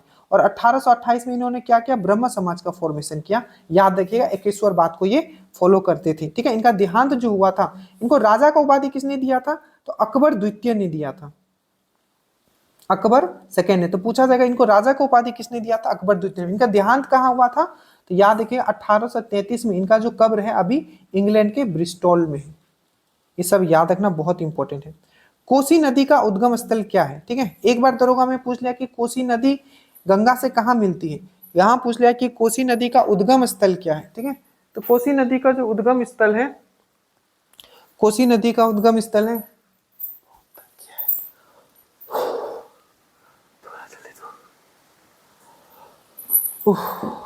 कोसी नदी का जो उद्गम स्थल है आपको याद रखना है, ये है आपका कहा, महाभारत से नहीं, छोटा नागपुर या गोसाई नाथ की चोटी, आपको ये बताना है। तो इसका जो सही आंसर हो जाएगा, ये हो जाएगा आपका क्या, तो ये हो जाएगा आपका गोसाई नाथ की चोटी जो होगा, इसका सही आंसर हो जाएगा। जब कॉन्टिन्यूअस रिकॉर्ड करते हो ना, मतलब हालत, मान लो कि दिन में आपने क्या किया, 5 घंटा आपने क्लास लिया, ठीक है, इतना इजी नहीं होता है। सबसे बड़ा बात क्या है कि जब लाइव क्लासेस होता है ना, तो आप थोड़ा बीच में रुक लेते हो, कुछ बोल लेते हो, बट जब आप रिकॉर्डिंग वीडियो करते हो, मान लो कि 2 घंटे का रिकॉर्डिंग होते, 1 सेकंड आप इधर से उधर नहीं करते हो, ठीक है। तो माता जी का धन्यवाद, उन्होंने चाय ला के दे दिया है, तो थोड़ा चाय पी लिए, हल्का हल्का पीते पीते कंप्लीट करेंगे। चलिए देखो, इसको हवाई भी किया जा सकता था, ठीक है, बट नहीं, जितना देर आप बैठेंगे, हमने कहा है ना 500 प्लस क्वेश्चन हम लोग इसमें करने वाले। देखो तो क्वेश्चन क्या पूछा गया था, कोसी। सबसे पहले याद रखना, बिहार का जो शोक किसको कहा जाता है, कोसी को कहा जाता है। एक और क्वेश्चन पूछा जाता है कि कौन सा ऐसा नदी है जो अपना पथ परिवर्तन के लिए बहुत ही फेमस है, ठीक है, तो उसका आंसर भी कोसी मारोगे, ठीक है, याद रखिएगा, ठीक है। कोसी जो है आपका गंगा से कहाँ मिलती है, तो कटिहार के कुर्सेला में मिलती है, ये ऑलरेडी आपको एग्जाम में पूछा गया है, ठीक है। यहाँ कहाँ से निकलती है, तो आपको याद रखना है गोसाईनाथ की चोटी से, नेपाल से निकलती है, ठीक है। बहुत अच्छे से आपको बिहार का रिवर पढ़ाया गया, प्लीज जाके आप देख लीजिएगा। धन विधेयक किस अनुच्छेद में मेंशन है, धन विधेयक मतलब होता है आपका मनी बिल, मनी बिल। तो मनी बिल जो है आपका मेंशन है 110 आर्टिकल में मेंशन है। एक होता है आपका मनी बिल, एक होता है मनी मतलब आपका धन विधेयक, ठीक है, विधेयक, ठीक है, मनी बिल, ठीक है, मनी बिल किसमें मेंशन है। दूसरा है आपका, एक है वित्तीय विधेयक जिसको हम लोग बोलते हैं फाइनेंस बिल, तो ये किसमें 117 में है। और एक होता है आपका एनुअल फाइनेंशियल स्टेटमेंट, ठीक है, एनुअल फाइनेंशियल स्टेटमेंट जिसको हम लोग बोलते हैं नॉर्मल भाषा में बजट, ठीक है। ये कौन से आर्टिकल में है, तो 112 में। तो 110 में है मनी बिल, 100 आपका 17 में है फाइनेंस बिल, और एनुअल फाइनेंशियल स्टेटमेंट जो है 112 में, ठीक है। तो ये सब आपको याद रखना है। इसका क्या हो जाएगा, मनी बिल, धन विधेयक पूछता था, धन विधेयक पूछता तो 110, वित्तीय विधेयक पूछता तो 117, बजट पूछता, ठीक है, तो आपका 112, ठीक है, तो इसका हो जाएगा 110। अब ये बेहतरीन क्वेश्चन है, ठीक है, मैंने बहुत अच्छे से समझाया था, अब जाके देखने वाला। राज्यसभा को लोकसभा के समान शक्तियां किस क्षेत्र में है, ठीक है। देखो यहां राज्यसभा को लोकसभा के समान शक्तियां, समान से यहां हटा लो, अधिक लिख लो, अधिक, ठीक है, अधिक, अधिक किस में है, ये चीज आपको याद रखो, ठीक है, मतलब ज्यादा पावर इसका किस में है, अधिक किस में है, अधिक, ठीक है। लोकसभा, राज्यसभा को लोकसभा के अधिक शक्तियां, लोकसभा से, लोक, देखो यहां लिख दो लोकसभा, राज्यसभा को लोकसभा से कर लो, लोकसभा से अधिक शक्तियां किस क्षेत्र में है, ये आपको बताना है। तो देखो यहाँ एक कटौती प्रस्ताव प्रस्तुत करने के विषय में, संविधान में संशोधन करने के विषय में, ठीक है, और तीसरा है आपका तीसरा है, आप देखो, क्योंकि इस टाइप के क्वेश्चंस कंसेप्चुअल वाले रहते हैं और मैंने इसीलिए आपको जहां जहां कंसेप्ट वाला चीज है मैंने उसी तरह का। नई अखिल भारतीय सेवा गठित, मतलब ऑल इंडिया जो सर्विस होता है, ठीक है, जिसका आर्टिकल नंबर है 312, ठीक है, 312 ही ना है, हाँ 312, सरकार को हटाने के विषय में किसमें जो होता है राज्यसभा के पास स्पेशल पावर होता है। देखो तो इसका जो सही आंसर है ये है आपका यही। अब याद करो मैंने आपको क्या क्या करवाया था कि जो लोकसभा जो है इसको दो कंडीशन में, देखो सबसे पहले समझो कि इसको कौन सा ऐसा समय होता है जब इसको समान पावर होता है, ठीक है। तो जो समान पावर है मतलब लोकसभा का, वो है आपका अमेंडमेंट। अमेंडमेंट मतलब संशोधन, संशोधन के बारे में 368 आर्टिकल में बताया गया। जो संविधान का कौन सा भाग है, तो 20वां भाग और आपका अनुच्छेद 367। तो इसमें क्या होता है, लोकसभा और राज्यसभा के पास सेम पावर होता है। अगर अमेंडमेंट वाला बिल लाया जाता है तो लोकसभा में पास हुआ तो उसको राज्यसभा में भी पास करना पड़ेगा, ठीक है। बट जो इसका स्पेशल पावर होता है राज्यसभा का, उसको दो आर्टिकल, पहला 249, 249 क्या है, तो 249 ये है कि जो आपका राज्य सूची जो होता है, स्टेट लिस्ट, दैट मीन्स राज्य सूची, स्टेट लिस्ट पे अगर राज्यसभा चाहे, ठीक है, तो वो पार्लियामेंट को, संसद को, ठीक है, राज्य सूची में बनाने का, मतलब राज्य सूची में बोलते हैं ना आपका लॉ बनाने का पावर दे सकता है। ये बहुत इंपॉर्टेंट है, इसको मैंने बहुत अच्छे से समझाया। तो एक है 249 और एक है 312 ऑल इंडिया सर्विस। तो ऑल इंडिया सर्विस जो होता है, अखिल भारतीय सेवा जो है 312 में मेंशन है, इसके लिए भी राज्यसभा के पास स्पेशल पावर है। और इस कंडीशन में भी जब तक राज्यसभा अलाउ नहीं करेगा ऑल इंडिया सर्विस क्रिएट नहीं किया जा सकता। तो 249 याद रखना, स्टेट लिस्ट में, ठीक है, कुछ भी अगर लॉ बनाना है, ठीक है, पार्लियामेंट को, तो तभी वो बना पाएगा जब राज्यसभा उसको अलाउ करेगा। और सेम 312। तो ये दोनों आर्टिकल अच्छे से याद रखना, बहुत अच्छे से आपको समझाया गया है, ये वाला वीडियो में ऐप पे भी आप जाके देख सकते हो, ठीक है। उसके बाद है आपका नेक्स्ट क्वेश्चन, हम लोग आते हैं 1875 के दक्कन के दंगों का तत्कालीन, देखो यहाँ क्वेश्चन क्या पूछा है, तत्कालीन कारण बोला है, ठीक है। तत्कालीन कारण क्या होगा, देखो तो तत्कालीन जो कारण था, महाजनों के द्वारा ऊंची ब्याज दर, यही इसका सही आंसर हो जाएगा। दिल्ली सल्तनत के रूप में निम्न में से किस राजवंश के सबसे लंबे समय तक शासन किया था। देखो सबसे लंबा पूछा है, ठीक है, यही एक क्वेश्चन पूछा जाता है सबसे कम समय। देखो दिल्ली सल्तनत का बात करें तो हम लोग सबसे पता है इसका सीक्वेंस याद होना चाहिए, SKTSL, slave dynasty, Mamluk dynasty या गुलाम डायनेस्टी। तो slave dynasty, Khilji, Tughlaq, Syed and Lodhi. तो पूछे सबसे कम समय में, सब कम समय तक कौन किया था, तो खिलजी, खिलजी डायनेस्टी, अलाउद्दीन खिलजी। इसीलिए इसका समय काल भी पूछा जाता है कि खिलजी डायनेस्टी का समय काल क्या था, तो 1290 से लेके 1320, पक्का याद रखना है इनका, एटलीस्ट 1290 से लेके 1320। सबसे ज्यादा समय तक किसने किया था, तुगलक ने, 13 से क्या था, 1290 से 1320 था ना, तो 1320 से लेके 1414 तक किया था, याद रखना सबसे ज्यादा। तो किसने सबसे ज्यादा किसने किया, तो आपको याद रखना है तुगलक ने किया, ठीक है। पिछड़ी जाति आयोग के प्रथम अध्यक्ष कौन थे, जल्दी से बताइए, ठीक है। इसको ऑलरेडी एक एग्जाम में आ भी चुका है ये वाला क्वेश्चन, ठीक है, थोड़ा चेंज किया हुआ था। इसका जो सही आंसर हो जाएगा, ठीक है, ये हो जाएगा आपका काका साहेब केलकर, ठीक है। एक क्वेश्चन पूछा गया था कि जो केलकर कमीशन जो थी वो किससे रिलेटेड थी, तो केलकर कमीशन जो थी पिछड़ा वर्ग आयोग से रिलेटेड थी, ये भी चीज याद रखना, पूछा गया, ठीक है। तो पिछड़ा जाति आयोग के प्रथम अध्यक्ष कौन थे, तो काका साहब केलकर। दो तीन चीज याद रखो जो मैं आपको बता रहा हूँ, ठीक है। पहला याद रखना कि जो ये आपका काका साहब केलकर जो कमीशन आया था, ये कब आया था, तो 1953 में आया था, याद रखना। बट आगे जाके रिजेक्ट कर दिया जाता है 1961 में, बट याद रखना पहली बार कब आया था, तो 1953 में आया था। इसी के साथ एक और याद रखोगे, मंडल कमीशन, जिसका अभी भी आप न्यूज सुनते हो, मंडल कमीशन, मंडल कमीशन, ठीक है। ये भी पिछड़ा वर्ग के लिए आया था, ठीक है। सोशल और इकोनॉमिकली, जो सोशल मतलब बोलते हैं ना, सोशल और इकोनॉमिक दोनों तरीके से जो बैकवर्ड है, जिसको हम लोग बोलते हैं SEBC, social economic backward class, उनके लिए बेसिकली मंडल कमीशन लाया गया था। कब आया था, तो 1979 में आया था, डेट लिख लेना। और इन्होंने अपना रिपोर्ट कब दिया था, तो 1980 में दिया था। तो दोनों याद रखना, दोनों, केलकर ये भी BC और आपका ये भी BC, ठीक है। 1953 में आया, 1979 में आया, और इन्होंने 1980 में अपना रिपोर्ट दिया। ये बिंदेश्वर पाठक आपको पता होगा, ठीक है। जो 2024 में जो पद्म विभूषण जो मिला था उसमें बिहार के एक ये भी पर्सन थे, इनको टॉयलेट मैन ऑफ इंडिया भी कहा जाता था।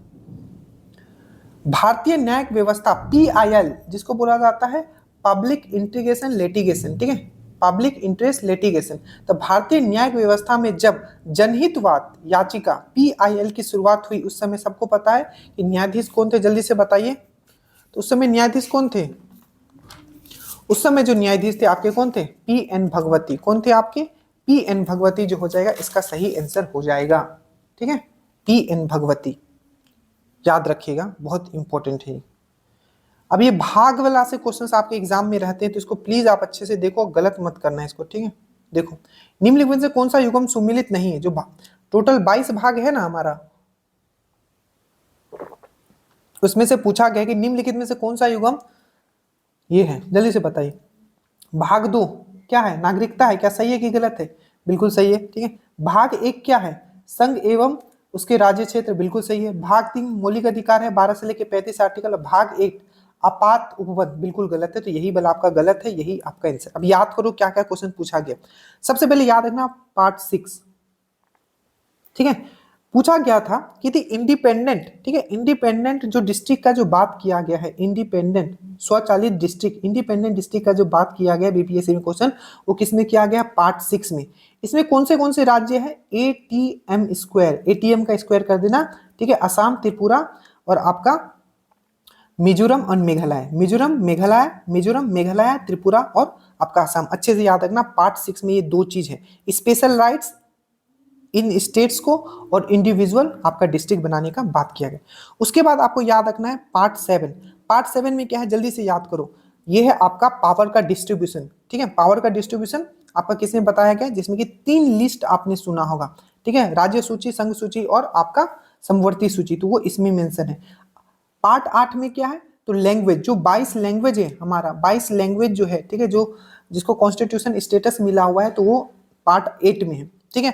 उसके बाद याद रखना पार्ट 9, बहुत इंपॉर्टेंट, बहुत इंपॉर्टेंट, पंचायती राज सिस्टम जो है या पंचायती राज जो है, मैंने आपको याद भी करवाया हुआ सब पार्ट कैसे कैसे याद करना था, मैंने करवाया था ना। पंचायत में अरे मुखिया बन जाता, आपने बोला नो, तो पंचायती राज जो मेंशन है ये पार्ट 9 में मेंशन है। उसके बाद पार्ट 15 मैंने बताया था, तो इलेक्शन कमीशन जो है पार्ट 15 में है, याद रखना, ठीक है। उसके बाद मैंने पार्ट 17 बताया था, बहुत इंपॉर्टेंट था, इसमें मैंने क्या बताया था? Official language of union and state, ठीक है, जो यूनियन है, संघ है और जो राज्य है उसका जो ऑफिशियल लैंग्वेज जो मेंशन है वो 17 में है। और 18 में मैंने क्या बताया था? इमरजेंसी का जो प्रावधान है वो आर्टिकल 18 में है।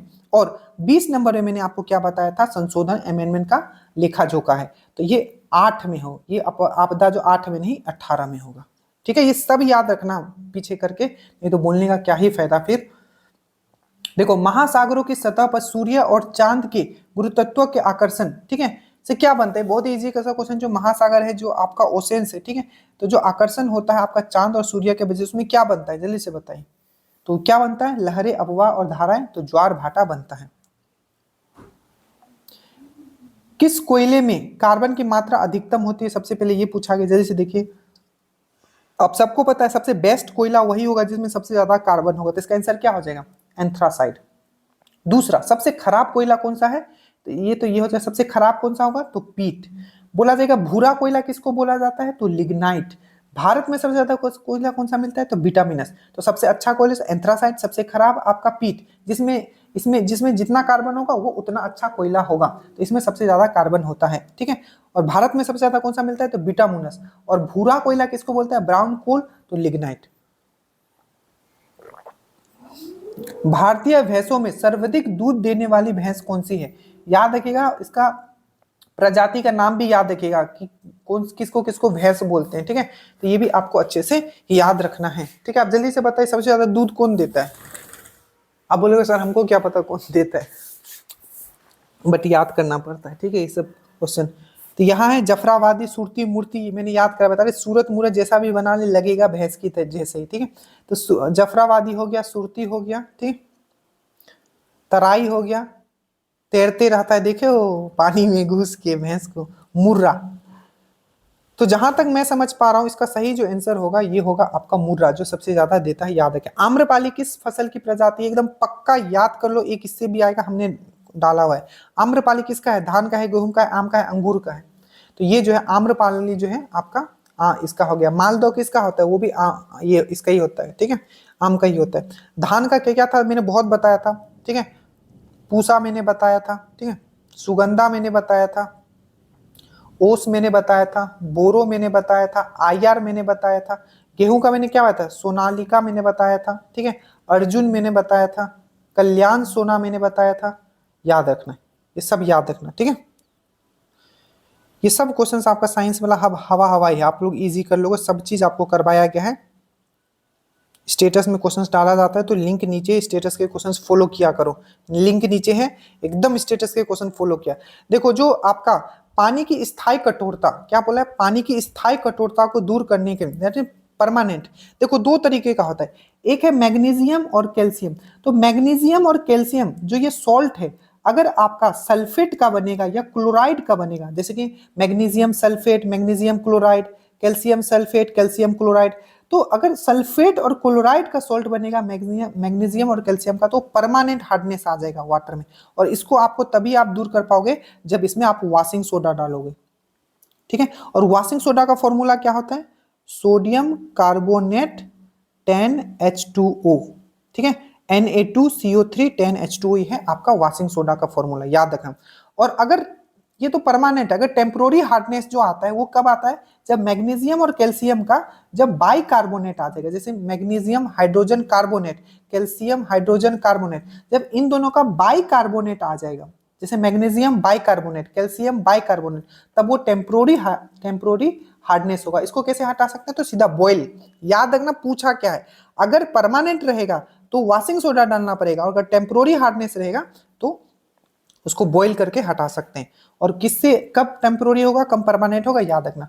वॉशिंग सोडा मैंने बता दिया, Na2CO3 10H2O इसका फॉर्मूला आता है। बेकिंग सोडा बहुत इंपॉर्टेंट है, सोडियम कार्बोनेट, याद रखना, सोडियम कार्बोनेट, सोडियम बाइकार्बोनेट, ठीक है, ये है बेकिंग सोडा, ठीक है। और बेकिंग पाउडर के लिए क्या होता है, तो बेकिंग सोडा में जब टार्टरिक एसिड, बहुत बार पूछा गया ये भी चीज, जब बेकिंग सोडा में टार्टरिक एसिड मिला दोगे तो ये बेकिंग पाउडर बन जाएगा, ठीक है।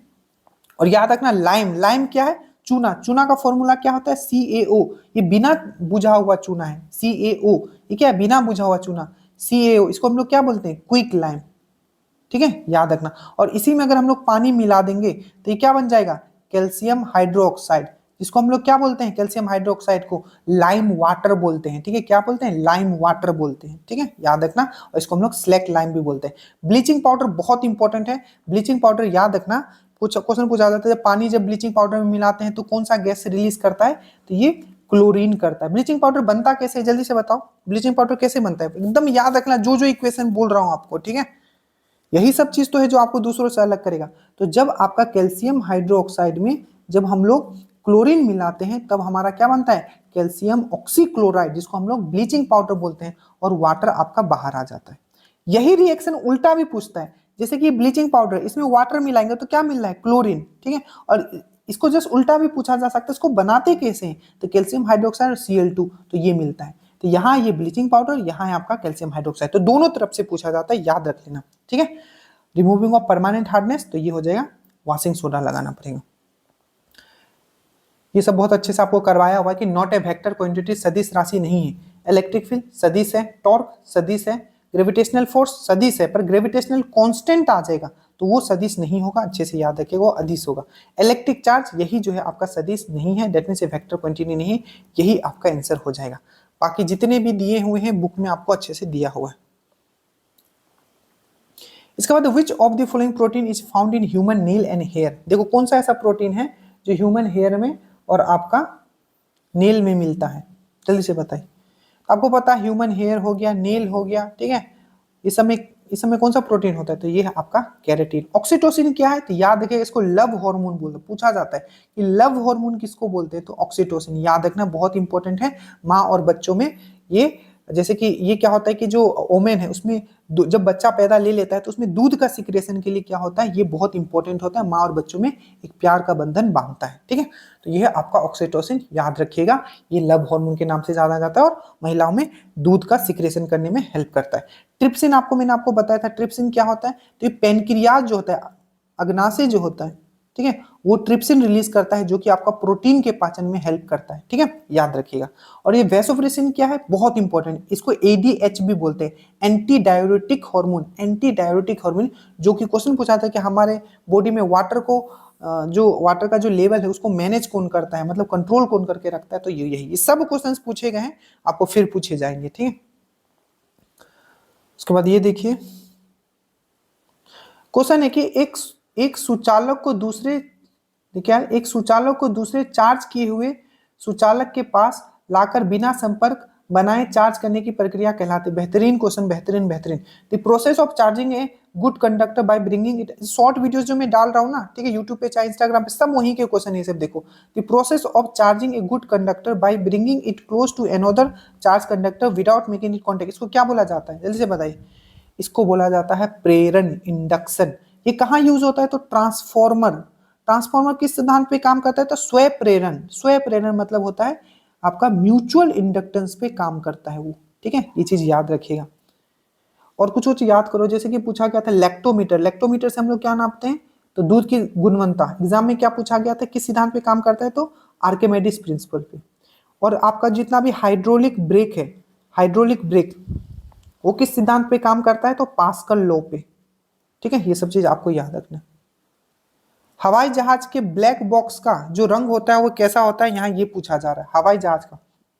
तो जो वो होता है नारंगी, लाल भी होता है, नारंगी भी होता है, पर जो मोस्ट एक्यूरेट अगर दोनों हो तो आप नारंगी मारोगे, क्या मारोगे, नारंगी मारोगे।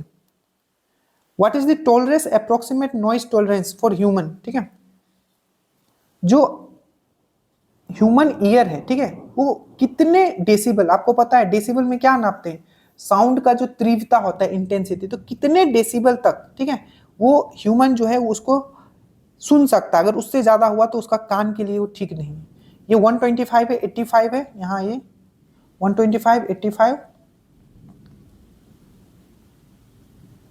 110 और नन ऑफ दिस। देखो ये ऑप्शन के हिसाब से देखोगे ना तो 85 हम लोग मार सकते हैं, क्योंकि 85 से नीचे जब तक रहेगा, ठीक है, वो ईयर के लिए, अगर 85 के अराउंड आ गया तो उसके बाद वो ईयर के लिए हानिकारक हो सकता है। तो 85 इसका आंसर आप मान के चल सकते हो। याद रखना पूरा बॉडी का सबसे छोटा हड्डी जो है वो हमारे कान में ही होता है, जिसको हम लोग बोलते हैं स्टेपिस, ठीक है, स्टेपिस। और सबसे बड़ा जांग में होता है, जिसको हम लोग बोलते हैं फीमर। तो सबसे छोटा हड्डी का नाम स्टेपिस जो कि कान में होता है, सबसे बड़ा हड्डी फीमर जो कि जांग में होता है, ठीक है। अब ये क्वेश्चन बहुत इजी है, आप जल्दी से बना के बताइए, ठीक है। If the power of the spectacle lens is 2 dioptre, what will be the focal length, जल्दी से बताइए। मैंने आपको क्या बताया था, पावर ऑफ लेंस कैसे निकालते हैं, 1/f, ठीक है। यहाँ क्या दिया हुआ है, पावर दिया हुआ है 2 डायोप्टर, तो 2 अगर हम लोग लिखेंगे यहाँ 1/f आ जाएगा, f ऊपर लिखेंगे यहाँ 1/, और ये हमेशा मीटर में दिया होता है, हमेशा याद रखना मीटर में, पर आंसर में कितना दिया, सब सेंटीमीटर में दिया हुआ है, ठीक है। तो देखो 2 डायोप्टर हो गया, ठीक है, तो ये हो गया आपका 2 डायोप्टर, तो ये कितना हो जाएगा, ये 1/2 कितना होता है, 0.5 मीटर हो जाएगा, बट सेंटीमीटर में आंसर दिया है तो इसमें 100 मल्टीप्लाई कर देंगे, ठीक है। 1 मीटर इक्वल टू कितना, 100 सेंटीमीटर, तो इसको अगर मल्टीप्लाई करते हो तो ये 50 सेंटीमीटर आ जाएगा, तो 50 का है 50 हो जाएगा, ठीक है, ये सब करवाया हुआ है।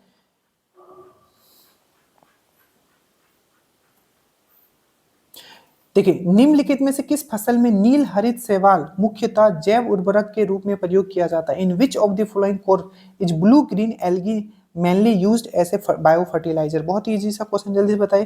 राइस, मैंगो, व्हीट और मेज, इसका सही आंसर हो जाएगा मेज, जो हो जाएगा इसका सही आंसर। अब देखो हमने आपको बताया था जो ब्लू ग्रीन एल्गी जो होता है इसको हम लोग और किस नाम से जानते हैं, साइनोबैक्टीरिया के नाम से भी जानते हैं। ये किस खेत में मिलता है, तो राइस जो होता है, पेडी फील्ड जो होता है उसमें मिलता है। नेक्स्ट याद रखिएगा पेडी फील्ड से कौन सा गैस निकलता है, तो मीथेन गैस निकलता है, याद रखिएगा, इसका सही आंसर हो जाएगा राइस, ठीक है। थोड़ा फास्ट करते हैं अपने, तो ये 2 घंटा चला जाएगा, कोई बात नहीं है, फट कर लेते हैं, ठीक है।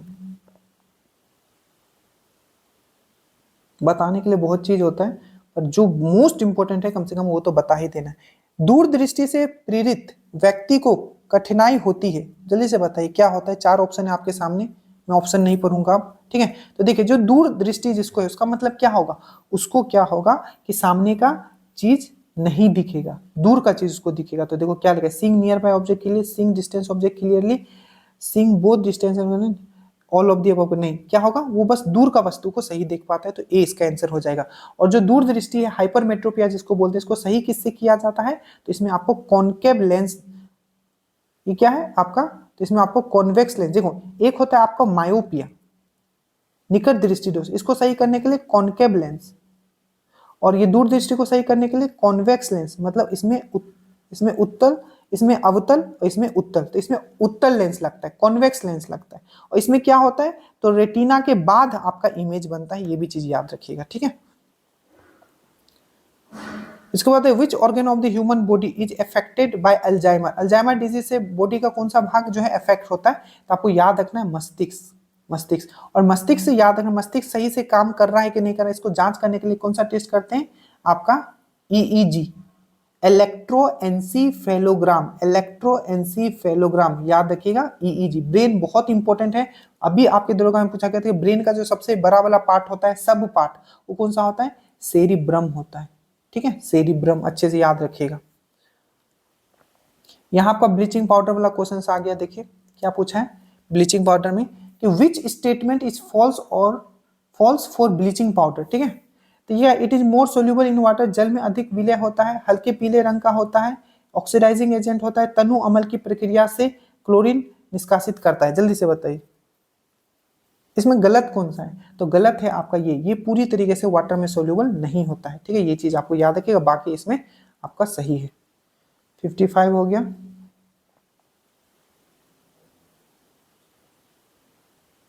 देखिए यहां बोला कि जो जो डॉक्टर्स होते हैं, ठीक है, एनेस्थीसिया के लिए मतलब बेहोश करने के लिए किसी पार्ट को कौन सा गैस हम लोग यूज करते हैं, याद रखिए, जल्दी से बताइए। तो इसका जो सही आंसर हो जाएगा ये हो जाएगा आपका नाइट्रस ऑक्साइड, एनेस्थीसिया के लिए। याद रखिएगा दरोगा में क्वेश्चन था, नाइट्रस ऑक्साइड N2O एक ग्रीन हाउस गैस है, क्या है, ग्रीन हाउस गैस है, याद रखिएगा, ठीक है। नाइट्रोजन का डिस्कवर किसने किया था, रदरफोर्ड ने किया था। नाइट्रोजन को याद रखिएगा, क्वेश्चन पूछाते कौन सा ऐसा गैस है जो आग तो लगने के बाद आग को बढ़ने से रोकती है, तो वो भी आपका नाइट्रोजन है, याद रखिएगा। 18 व्यक्ति ये वाला कर लेना, MDH फॉर्मूला में आपको लगाना है, बहुत ही इजी है, इसका जो आंसर आएगा आपका 16 आएगा, कितना आएगा आपका 16 जो है इसका आंसर आएगा, कर लीजिएगा इजी। देखो ये वाला ये सब ना उतना डिफिकल्ट नहीं है, ये डेट वाला अगर आप देखोगे तो, ठीक है, देखो इसमें डेट दिया हुआ है, ठीक है, जैसे IDBI 1964, UTI 1963, फूड कॉर्पोरेशन, इसमें मैक्सिमम दो तो चीज मैंने आपको करवा रखा है, ठीक है, देखो ये क्वेश्चन कहीं से भी बना हो, दो चीज मैंने करवा रखा है। मैंने आपको बताया था कि IDBI that means industrial development bank of India 1964 में फॉर्म हुआ था, और इसमें बोला कि कौन सा सही है ये आपको चुनना है, चुन लीजिए पहले, ठीक है। और फूड कॉर्पोरेशन ऑफ 1965 ये भी मैंने ये भी बताया था, FCI, ठीक है, प्लस आपका BSF, ये दोनों जो है 1965 में हुआ था। और यूनियन ट्रस्ट ऑफ इंडिया, ठीक है, ये एक्ट जो था इसका 1963 था, पर ये जो फॉर्म हुआ था ये 1964 में हुआ था, ठीक है। यहां में पूछा है कि इंस्टीट्यूशन ये एस्टेब्लिशमेंट ईयर, ठीक है, तो ये 1964, तो इसका आई थिंक सिर्फ दो सही होगा। तो इसमें पूछा है कि उपरोक्त में से कौन कितने युगम सही है, तो दो सही है, तो बी इसका आंसर हो जाएगा, क्योंकि दो सही है, एक ये भी सही है, एक ये भी सही है, ठीक है। अब ये इसका आंसर गलत यहाँ टाइप हुआ है, ठीक है, इसको मैं आपको बता देता हूँ, इसको आपका HCF निकालना है, ठीक है, 7/6, 21/32, 49/8, इसका देखो जब भी अगर आपको HCF, चलो इसको मैं टाइम लग जाएगा, मैं डायरेक्टली बताता हूँ, इसका जो आप देखो इसका HCF निकालो, मैं वो इसको ले लूंगा, ठीक है, जो मैथ्स वाला जो सीरीज चल रहा है इसका जल्दी से बता, इसका जो आंसर होगा, ठीक है, ये 7/96 होगा, मैं क्विक बता दूंगा बाद में कैसे इसको सॉल्व करना है, ठीक है। निम्नलिखित में से कौन सी महासागरीय धारा हिंद महासागर से संबंधित नहीं है, जल्दी से बताइए, हिंद महासागर से संबंधित है, फ्लोरिडा, अगुल्हास और क्यूराल, सबको पता है ये है आपका अगुल्हास जो हिंद महासागर से, और ये एक गर्म, ठीक है, जलधारा है। फ्लोरिडा, फ्लोरिडा क्या है, तो मैंने आपको बताया था ये अटलांटिक महासागर का एक जलधारा है, जो कि आपको याद रखना है, ठीक है। और क्यूराइल जो है किसका है, तो ये जो है आपका क्यूराइल किसका है, तो ये पैसिफिक प्रशांत महासागर का जलधारा है, ये आपका बी हो जाएगा। बौद्ध ग्रंथ, ठीक है, माजिम निकाय, ठीक है, किस भाषा में है, देखो तो बौद्ध ग्रंथ या बौद्ध ने जो भाषण दिया था वो किस भाषा में दिया था, जल्दी से बताइए, बौद्ध जी ने किस में भाषा दिया था। जैसे कि जो महावीर थे उन्होंने तो अपना भाषण प्राकृत में दिया था, पर जो बौद्ध जो थे वो पाली में दिए थे, इसलिए उनका जितना भी बुक है वो भी आपका पाली में है। सबसे पहले सुत्त पिटक के बारे में आपको पता होगा, विनय पिटक पता होगा और आपका अभिधम पिटक। सुत्त पिटक में क्या है, तो जितना भी सेरेमन्स हुआ था, ठीक है, जितना भी सेरेमन्स, जो भी इकट्ठा लोग हुए थे उसको सेरेमन्स बोले जाते हैं, तो सुत्त पिटक में। विनय पिटक में क्या है, जो भी विहार में, विहार मतलब जहां मॉन्क रहते, बुद्धिस्ट मॉन्क, उनका रूल एंड रेगुलेशन विहार विनय पिटक में है। और अभिधम पिटक में क्या है, दार्शनिक, जो भी दार्शनिक चीज जो आपका बुद्ध ने बताया था वो किसमें, अभिधम पिटक में, याद रखिए। भारतीय संविधान के किस अनुच्छेद में राज्य वित्त आयोग के बारे में बताया गया है, तो आपको याद रखना है जो राज्य वित्त आयोग के बारे में बताया गया है वो 243 आई में बताया गया। अब याद रखो, बहुत इंपॉर्टेंट है अब जो मैं आपको बताने वाला हूं। सबसे पहले याद रखना कि स्टेट इलेक्शन कमीशन, राज्य वित्त आयोग किसमें है, 243 आई में है, ठीक है, सॉरी, ये state finance commission, state finance commission जो है वो आपका 243 आई में है। स्टेट इलेक्शन कमीशन जो है वो आपका 243 के में है। और जो पंचायत का जो पावर है, ठीक है, पावर ऑफ जो आपका जो पंचायत है, ठीक है, वो किसी ने दिया गया है, तो पंचायत का जो पावर है, ठीक है, वो है आपका पंचायती राज का, वो 243 जी में। ये सब मैंने आपको याद भी करवाया है। और 243 डी में क्या है, तो जो स्पेशल राइट्स, स्पेशल जो आपको रिजर्वेशन मिला हुआ है, ठीक है, चाहे वो महिला हो, महिला को पंचायत में 1/3 रिजर्वेशन है, ठीक है, पर 2006 से जो हमारा बिहार है वो 50% रिजर्वेशन कर दिया है। सब क्वेश्चन आए हुए हैं, ठीक है, तो ये रिजर्वेशन जो है, तो ये रिजर्वेशन के बारे में है, ठीक है, महिला हो गया या SC ST हो गया उनके लिए। ये पावर के बारे में है पंचायत का।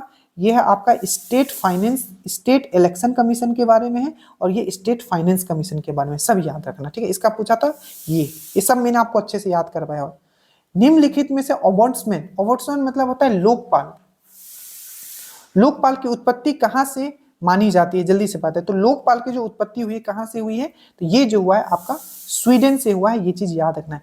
हमारे भारत के पहले लोकपाल कौन थे, तो पिनाकी चंद्र घोष। कौन थे, पिनाकी चंद्र घोष जो तो हमारे पहले लोकपाल थे। लोकपाल में कितने मेंबर होते हैं, 8 मेंबर होते हैं, टोटल 9 मेंबर होते हैं, ठीक है, जिसमें कि एक जो होता है आपके चेयरमैन, तो टोटल 9 हो गया। चेयरमैन को रिलेट करने मतलब दोनों को मिला लेंगे तो, ठीक है, याद रखिएगा।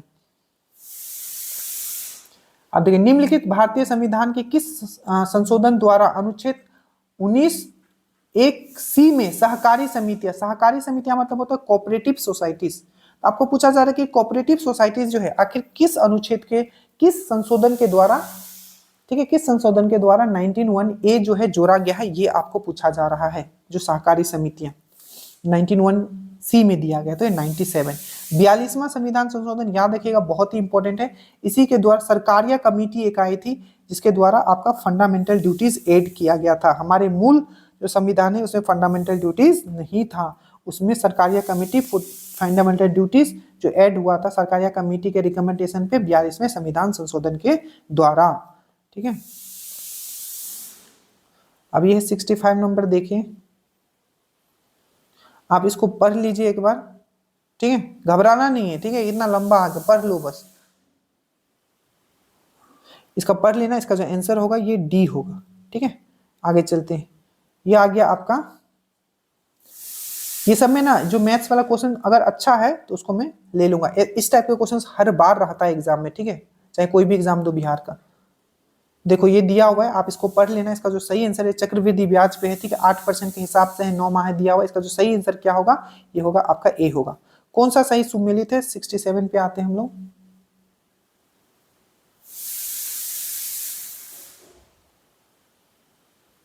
ये सब बहुत बार हम लोग कर चुके हैं। कौन सा सही सुमेलित है, जल्दी से बताइए, मतलब कौन सा सही सुमेलित नहीं है यहाँ पूछा है, ठीक है। कोयला, कोयला मैंने आपको बताया था सिंगरौली, एक है सिंगरौली एक है सिंगरैनी, ठीक है। तो सिंगरौली अगर बोलेगा तो मध्य प्रदेश, सिंगरैनी बोलेगा तो तेलंगाना। तांबा बालाघाट आपको पता है। यूरेनियम जादूगोरा, पर यूरेनियम सबसे ज्यादा कहाँ होता है, आंध्र प्रदेश में होता है। पेट्रोलियम दिग्बोई उड़ीसा, यही गलत है, दिग्बोई कहाँ है आपका असम में। और ये पहला ऑयल रिफाइनरी था, 1907 में खुला था। उसका डेट एक बार चेक कर लेना, ठीक है, 1907 था कि 18 से 1 था, एक बार चेक कर लेना, ठीक है। तो पेट्रोलियम का ये याद रखना, दिग्बोई, दिग्बोई जो है ये असम में है ना कि उड़ीसा में, तो यही इसका सही आंसर हो जाएगा, यही गलत दिया हुआ है, ठीक है। यहाँ IMF के बारे में दिया हुआ है, एक बार जल्दी से आप पढ़ लीजिए। मैं अब लिखूंगा कम, बोलता हूँ, ठीक है, बस कान खोल के रखना आप अपना। यहाँ IMF के बारे में दिया हुआ है, तो देखिए इसमें जो जो सही है बोला है, कौन सा स्टेटमेंट इसमें सही है, तो तीनों आपका सही है। देखो आईएमएफ के बारे में अगर हम लोग सबसे बड़ी बात करें तो आईएमएफ मतलब होता है इंटरनेशनल मॉनेटरी फंड, ठीक है। इसका जो फॉर्मेशन हुआ था ये हुआ था आपका 1945 में हुआ था। अभी इसके जो प्रेजेंट डायरेक्टर जनरल है वो कौन है, क्रिस्टलिना जॉर्जिवा है। ये भी चीज आपको याद रखना है। और याद रखिएगा ये अपने मेंबर को ही अपना लोन देता है। और याद रखिएगा ये एक रिपोर्ट जारी करता है जो बहुत इंपॉर्टेंट है, वर्ल्ड इकोनॉमिक आउटलुक रिपोर्ट। तो पूछा जाएगा वर्ल्ड इकोनॉमिक आउटलुक रिपोर्ट कौन जारी करता है, तो आईएमएफ करता है। ये भी चीज आपको याद रखना है।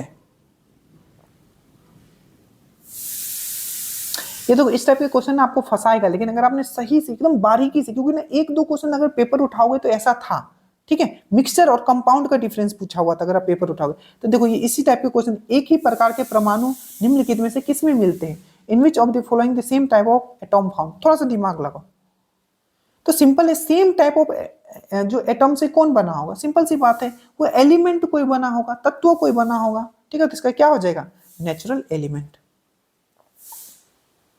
द प्रोडक्ट, आप इसको साइंस को आप जल्दी जल्दी थोड़ा कर लेंगे, ठीक है, 1 घंटा 15 मिनट हो गया। किसी तत्व के तुल्य भार तथा संयोजकता का गुणनफल क्या होता है, the product of equivalent weight and valency of the element is equal to, क्या होगा, ये हो जाएगा आपका मॉलिक्यूलर वेट हो जाएगा। यहां पूछा कि which of the following are use as electrical electrolyte in, आज ही मैंने इसका शॉर्ट्स डाला था, ठीक है, तो सब फॉलो किया करो। यहां पूछा है कि जो इलेक्ट्रोलाइट्स होता है, ठीक है, आपका ड्राई सेल में क्या क्या होता है, एमोनियम क्लोराइड या जिंक क्लोराइड होता है, या आप यहां देखिए ammonium chloride, zinc chloride, ammonium chloride and zinc chloride, दूसरा है आपका सोडियम क्लोराइड, तीसरा है आपका डायमंड एंड सिल्वर, और तीसरा है कॉपर एंड टिन। तो मैंने आपको बताया था कि जो ड्राई सेल है उसमें जो इलेक्ट्रोलाइट विद्युत घटक जो होता है वो एमोनियम क्लोराइड होगा या आपका जिंक क्लोराइड होगा, अच्छे से याद रखना। इसमें मैंने आपको बताया था एनोड एंड कैथोड, तो आप कमेंट करना कि एनोड एंड कैथोड मैंने क्या बताया था, कि एनोड किससे बना होता है, कैथोड किससे बना होता है। विच of the following is the most reactive, बहुत अच्छे से मैंने बताया था का, नी, का, ठीक है, इस तरीके से मैंने याद किया था। सबसे ज्यादा जो रिएक्टिव होता है वो पहला ग्रुप जो होता है आपका पीरियोडिक टेबल का पहला ग्रुप, वो सबसे ज्यादा रिएक्टिव होता है, आपको याद होगा। और मैंने आपको ये समझाया था, तो वो सबसे रिएक्टिव कौन सा है, तो वो है आपका पोटासियम, इसका सिंबल है के। सोडियम का क्या होता है, Na, ठीक है, कैल्शियम का Ca, सिंबल याद रखा करो Mg, ठीक है। और याद रखना ये दोनों बहुत रिएक्टिव है, सोडियम एवं पोटासियम, इसीलिए इन दोनों को किरासन में रखा जाता है। पर सबसे ज्यादा इन दोनों में भी कौन सा है, ये सभी रिएक्टिव है, ठीक है। तो आपका इन दोनों को आपको किरोसन में रखा जाता है, क्योंकि तुरंत फायर लग जाता है अगर बाहर रखेगा, तो पोटासियम सबसे ज्यादा आपको याद रखना है, ठीक है। और पोटासियम पूछा था एक कौन सा तत्व है जो हार्ट पेशेंट के लिए बहुत ही अच्छा होता है, तो वो भी आपका पोटासियम ही है। यहाँ पूछा कि विटामिन ए जो है मानव शरीर में कहाँ स्टोर होता है, किडनी, लीवर, स्मॉल इंटेस्टाइन या स्टोमक। तो इसका जो सही आंसर हो जाएगा ये हो जाएगा आपका लीवर में। लीवर में याद रखना, याद रखिएगा हमारा बॉडी में यूरिया कौन बनाता है, तो आप बोलोगे लीवर। यूरिया का फॉर्मूला फिर से याद करो, CONH2NH2, कितना परसेंट होता है इसमें, 47% आपका क्या होता है, इसमें नाइट्रोजन होता है। याद रखना यूरिया का फॉर्मूला CONH2NH2 यूरिया, याद रखना लीवर, ठीक है, लीवर। और याद रखना मूत्र कौन बनाता है, किडनी बनाता है। और विटामिन ए से और क्या क्वेश्चन पूछा गया था कि गोल्डन राइस, गोल्डन राइस जो होता है, सुनहरा चावल जो होता है, जेनेटिकली मॉडिफाइड चावल है वो, ठीक है, किस विटामिन के लिए बहुत ही फायदेमंद, उसमें किस विटामिन का मात्रा सबसे ज्यादा पाया जाता है, विटामिन ए। और इसीलिए जब आपका नाइट ब्लाइंडनेस हो जाता है उसको विटामिन गोल्डन राइस बहुत ही लाभकारी होता है। विच of the following is not an infectious disease, जल्दी से बताइए इसमें से कौन सा इन्फेक्शियस डिजीज नहीं है। तो ये जो है इसमें कौन सा इन्फेक्शियस डिजीज नहीं है, तो डायबिटीज। ये डायबिटीज ऐसा नहीं कि आप किसी को डायबिटीज अगर सामने जाओगे तो आपको भी डायबिटीज हो जाएगा, सिंपल सी बात है। ये जो होता है बेसिकली क्यों होता है, तो जब आपका बॉडी में इंसुलिन कम बनने लगता है, ठीक है, इंसुलिन कम बनने लगता है। इसलिए जितना हो ना, ऐसा नहीं कि पढ़ना है तो पढ़ते रहना है, सब बॉडी का पार्ट खराब हो जाएगा धीरे धीरे, बीच बीच में उठना है। जैसे कि मैं 1 घंटे से बैठा हुआ तो थोड़ा क्या करना, हमको खड़ा भी हो जाना चाहिए, ठीक है, और थोड़ा थोड़ा खड़ा होकर भी हमको पढ़ाना चाहिए, क्योंकि जब शरीर नहीं रहेगा तो कुछ क्या कर लोगे, क्या करके, तो एकदम पढ़ना है तो ये नहीं कि एकदम पढ़ते रह जाना है, ठीक है। अभी कम एज है, मान लीजिए कि 18-19 में हो सकता है कि आपको असर नहीं होगा, पर जैसे ही 20-22-23 आप क्रॉस किए बॉडी पे असर होना शुरू हो जाएगा, ठीक है। तो अभी से ना बॉडी मूवमेंट में रखना है। तो डायबिटीज आपको याद रखना है कि इंसुलिन का कमी से होने लगता है, और इंसुलिन जो है आपका जो बीटा सेल है, ठीक है, आपने पढ़ा होगा ना पेनक्रियाज, अग्नाशय, अग्नाशय का बीटा सेल से इंसुलिन निकलता है, यही के कमी से होता है, ठीक है। तो डायबिटीज आपको इतना बस याद रखना है, ये जो है आपका नहीं है। उसके बाद प्रथम विश्व युद्ध के दौरान ब्रिटेन का राजा कौन था? थोड़ा सा दिमाग लगाओ एक बार, ठीक है, एकदम समझ में आएगा ये क्वेश्चन। आपको याद है जो दिल्ली दरबार जो लगा था 1911 में, 1911 में दिल्ली दरबार लगा था, और आपको पता है कि जो 1911 में दिल्ली दरबार लगा था तो कौन भारत आया था? वो आया था आपका जॉर्ज पंचम, और उसी समय क्या चल रहा था आपका सेकेंड वर्ल्ड वार भी आपका 1914 से 1918, ठीक है। जॉर्ज पंचम जो था, दिल्ली दरबार जो लगा था 1911 में, जॉर्ज पंचम और मैरी आई हुई थी, क्वीन मैरी। तो इसी के समय आपका पहला विश्व सेकेंड जो था, सेकेंड जब वर्ल्ड वार था उस समय कौन था ब्रिटेन का पीएम? तो याद रखिएगा विंस्टन चर्चिल, विंस्टन चर्चिल याद रखना। और जब 1857 का जो रिवोल्ट हुआ था उस समय कौन था? तो पामस्टन। ये सब का नाम याद रखना, ठीक है। तो ये हो जाएगा जॉर्ज पंचम। बिहार में पहला कांग्रेस अधिवेशन कहाँ हुआ था? टोटल 3 आपको याद रखना। पहला वाला जो हुआ था कहाँ हुआ था, जल्दी से देख लो अपना, 1912 में हुआ था। कहाँ? बांकेपुर, बांकेपुर लिखा होगा, या आप इसको पटना भी बोल सकते हो, ठीक है, 1912 में। नेक्स्ट कहाँ हुआ था? 1922 में हुआ था, ये आपका गया में हुआ था, चित्तरंजन दास इसके ये थे। इसमें कौन था पहला वाला में? तो ये था RN मधुलकर। और लास्ट वाला जो था 1940 में हुआ था रामगढ़, जो कि अब जो है आपका झारखंड में पड़ता है रामगढ़। इसमें कौन थे? अबुल कलाम आजाद। तो 3 याद रखना है, 1912 बांकेपुर, पटना RN मधुलकर, 1922 चित्तरंजन गया, और 1940 रामगढ़ आपका अबुल कलाम आजाद, याद रखना, ठीक है। द्वितीय विश्व युद्ध के लिए जिम्मेदार महत्वपूर्ण कारकों में से एक, निम्नलिखित संधियों में से एक अपमानजनक प्रावधान। आपको पता है सेकेंड वर्ल्ड वार मैंने पढ़ाया था, और मैंने आपको पढ़ाया था सेकेंड वर्ल्ड वार के बाद साथ कौन सा संधि होता है जिसमें जर्मनी को बुरी तरीके से, कुत्ते की तरीके से उसको ट्रीट किया जाता है, और उसके और वही कारण होता है कि ये फर्स्ट वर्ल्ड वार का है, ठीक है।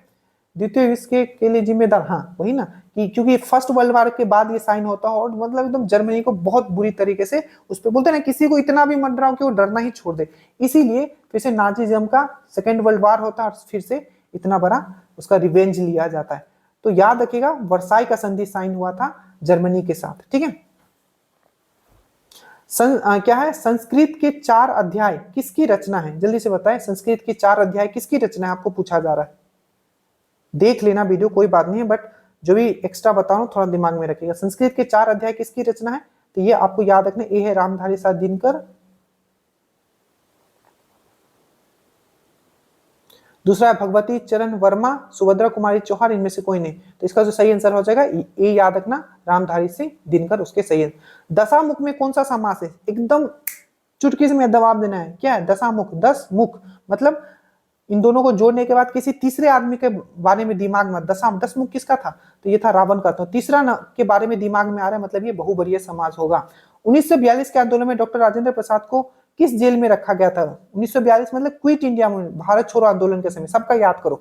1942 8 अगस्त को क्या हुआ था? क्विट इंडिया मूवमेंट स्टार्ट हुआ था। एक दरोगा में क्वेश्चन पूछा गया था, इसका प्रस्ताव किसने लाया था? तो प्रस्ताव जो लाया गया था क्विट इंडिया मूवमेंट का, वो JL नेहरू के द्वारा लाया गया था, ठीक है।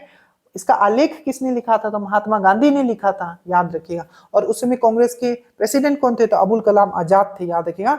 तो 1942 8 अगस्त। और किसको कहां जेल में डाला गया था? ऑपरेशन जीरो आवर चला था। ऑपरेशन जीरो आवर किससे रिलेटेड है? तो आपको याद रखना है, वो आपका क्विट इंडिया मूवमेंट से रिलेटेड है, ऑपरेशन जीरो आवर, याद रखना। तो बांकीपुर जेल में किसको रख दिया गया था? डॉक्टर राजेंद्र प्रसाद को। हजारीबाग जेल में किसको रखा गया था? तो लोकनायक, लोकनायक किसको हम लोग बोलते हैं? आपको JP को, जयप्रकाश नारायण को रखा गया था। महात्मा गांधी को आगा खां पैलेस में रखा गया था। कहां? आगा खां पैलेस में रखा गया था। और आपका जो JL नेहरू है, इसको कहां रखा गया था? JL नेहरू को कहां रखा गया था? तो अहमदनगर जेल में रखा गया था। तो इन सब का बात आपको याद रखना है। मुस्लिम लीग ने मुक्ति दिवस कब मनाया था? 2 डेट में हमेशा आपको इनसे करवाता हूं। एक तो मुक्ति दिवस तो 22 दिसंबर 1939, और एक में आपको करवाता हूं सीधी कार्यवाही दिवस, ठीक है, सीधी निर्वाही दिवस, तो ये 16 अगस्त 1946 को। ये दोनों डेट याद रखना है। अगर आपको पूछेगा कि मुक्ति दिवस कब मनाया था उन लोग, तो आपका 22 दिसंबर 1939 को। और अगर आपको पूछे कि सीधी कार्यवाही दिवस, जो कि इन्होंने ये भी क्वेश्चन पूछा है कहां मनाया था, तो कोलकाता में मनाया था, तो 16 अगस्त 1946 को। क्या पूछा है? मुस्लिम लीग ने मुक्ति दिवस, तो ये 1939, ठीक है। कहानी वानी सब बता चुका हूं इसका। भारत में सिविल सेवाओं का सूत्रपात किसे माना जाता है? एक क्वेश्चन आपका रहेगा पक्का, गवर्नर जनरल 22 से, ठीक है। तो सिविल सेवा, सिविल सर्विस का जो जनक किसको माना जाता है? जल्दी से बताएं। पहला है लॉर्ड कर्जन, समय काल याद रखो 1899 से 1905, ठीक है। इसका क्या था? डाउलोजी, डाउलोजी क्या है? 1848 से 56। कॉर्नवालिस 1786 से 93, और इसका क्या था 1798 से 1805। सबका समय काल याद रखना है, ठीक है, 1798 से 1805। तो यहां पूछा है कि सिविल सेवा, तो सिविल सेवा का जनक किसे माना जाता है, कॉर्नवालिस को। पुलिस सेवा का जनक किसे माना जाता है, तो आपका पुलिस सेवा का आपको कॉर्नवालिस। बट यही पूछेगा न्याय सेवा का जनक किसे माना जाता है, तो वेरेन हास्टिंग को माना जाता है। लॉर्ड वेलेस्ली, याद रखना, सहायक संधि किसने स्टार्ट किया था, तो लॉर्ड वेलेस्ली ने स्टार्ट किया था। बाकी डायलॉजी के बारे में बहुत चीज जानते हो, इसके बारे में भी बहुत चीज जानते हो, तो इसका सही है। देवदास उपन्यास किसने लिखा है, देवदास, देवदास हो गया, दुर्गेश नंदिनी हो गया, ये सब किसने लिखा है, तो ये लिखा है शरत चंद्र चट्टोपाध्याय। प्रेमचंद ने क्या लिखा है, गोदान, ठीक है। रंगभूमि, रंगभूमि भी उन्होंने ही लिखा है, ठीक है। निर्जरा, निर्जरा, रंगभूमि, गोदान, प्रेमचंद। मैथिली शरण गुप्ता, और यह है फणीश्वर नाथ रेणु, इन्होंने क्या लिखा है, मेला आंचल, याद रखना, मेला आंचल। इसका क्या हो जाएगा, शरतचंद्र चट्टोपाध्याय। भारत में जब भारत को स्वतंत्रता प्राप्त हुई, यूनाइटेड किंग में निम्न में से किसकी पार्टी थी, ठीक है, सबको पता है, ठीक है, किसका पार्टी था बताओ। और जब देश आजाद हुआ तो उस समय वहां राजा कौन था, तो एटली, ये भी अच्छे से याद रखना। सेकेंड वर्ल्ड वॉर के समय चर्चिल, फर्स्ट वर्ल्ड वॉर के समय जॉर्ज पंचम, 1857 के समय पामस्टन, तो ये कौन था, लेबर पार्टी था, याद रखना, लेबर पार्टी था जब आजाद हुआ था। तो उसके बाद फीमा, ठीक है, in which year did the foreign exchange act में कैम इनटू इफेक्ट। फीमा जो क्या होता है, तो फॉरेन एक्सचेंज मैनेजमेंट एक्ट, ठीक है। ये जो एक्ट आया था, ये आया था 1999 में, बट ये इफेक्ट में कब आया था, जल्दी से पूछा है, इफेक्ट पूछा है तब 2000, आप याद रखोगे। 85 क्वेश्चन नंबर ये हो गया।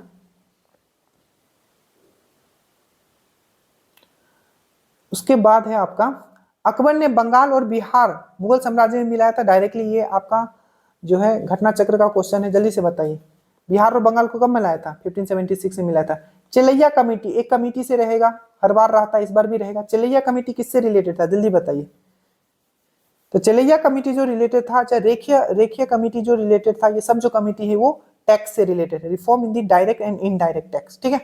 अब याद रखिएगा बैंकिंग, बैंकिंग से दो याद रखिएगा, नरसिम्हन कमेटी, गोईपुरिया कमेटी, ठीक है। नरसिम्हन कमेटी और गोईपुरिया कमेटी किससे रिलेटेड है, बैंकिंग सिस्टम से। यहाँ पूछा चिलैया, तो ये ए होगा, याद रखिएगा। सीबीआई का फॉर्मेशन कब हुआ था, जल्दी से बताइए। सेंट्रल ब्यूरो इन्वेस्टिगेशन कब हुआ था, इसका सही आंसर होगा 1963 में हुआ था।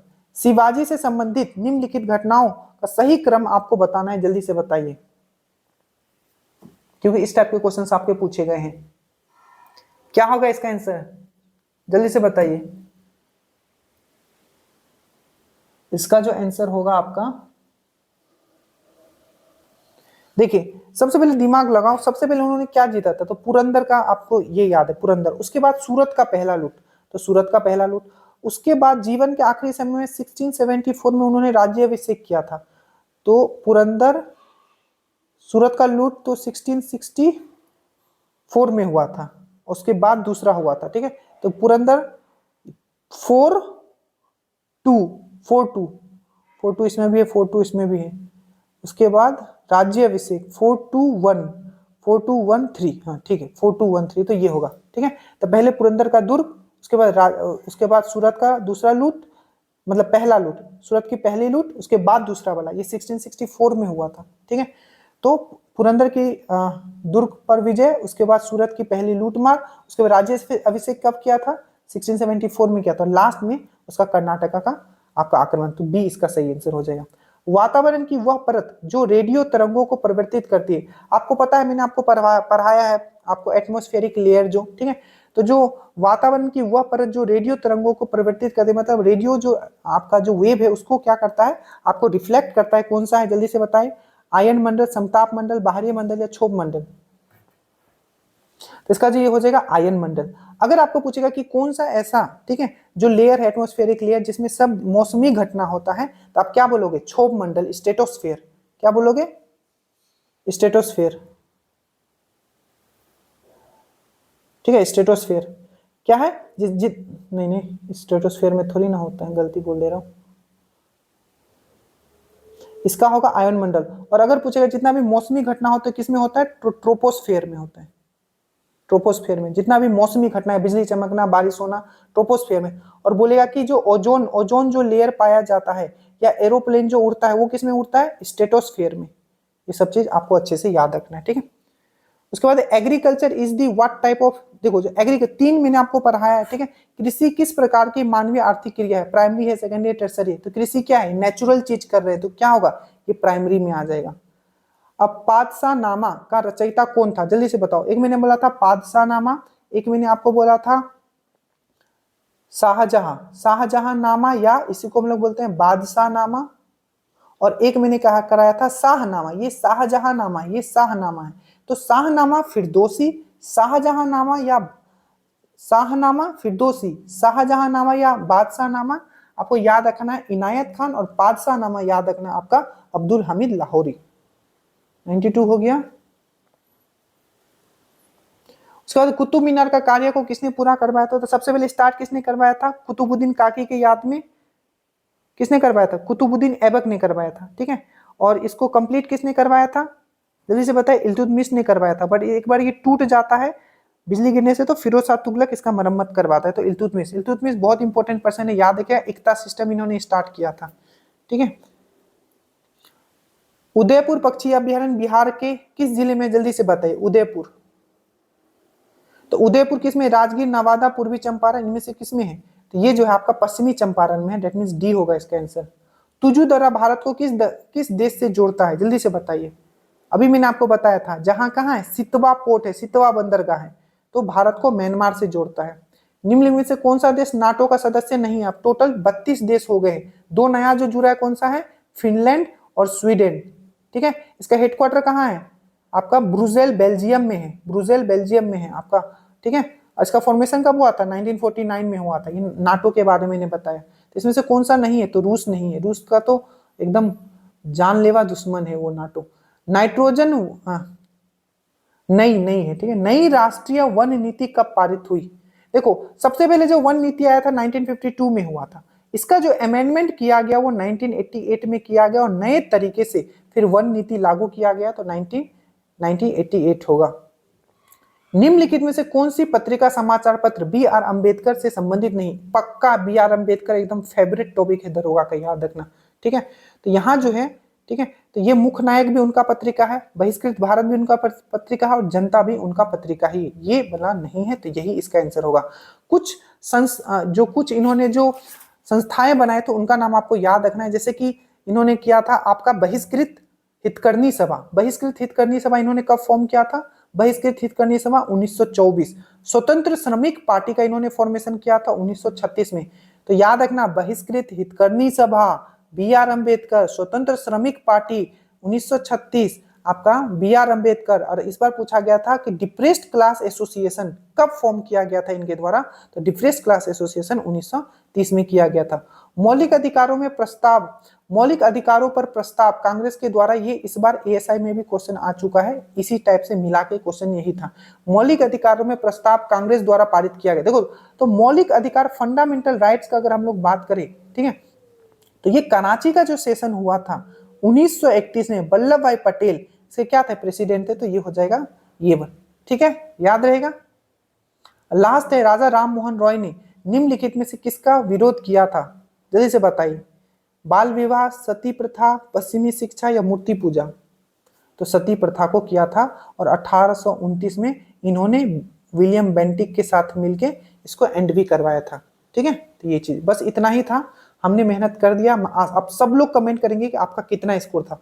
कोशिश रहेगा कि 2 घंटे का हम कम से कम जब हम लेके आए तो 2 घंटा पूरा एक्सप्लेनेशन के साथ आपको सामने रखें। और कितने लोग ऐसा चाहते हो ये भी कमेंट कीजिएगा, क्योंकि बहुत कम लोग होंगे जो लास्ट तक देखेंगे, और जो देख रहे हैं आप प्री निकाल रहे हो, एकदम कंफर्म दरोगा बन रहे हो। जय हिंद।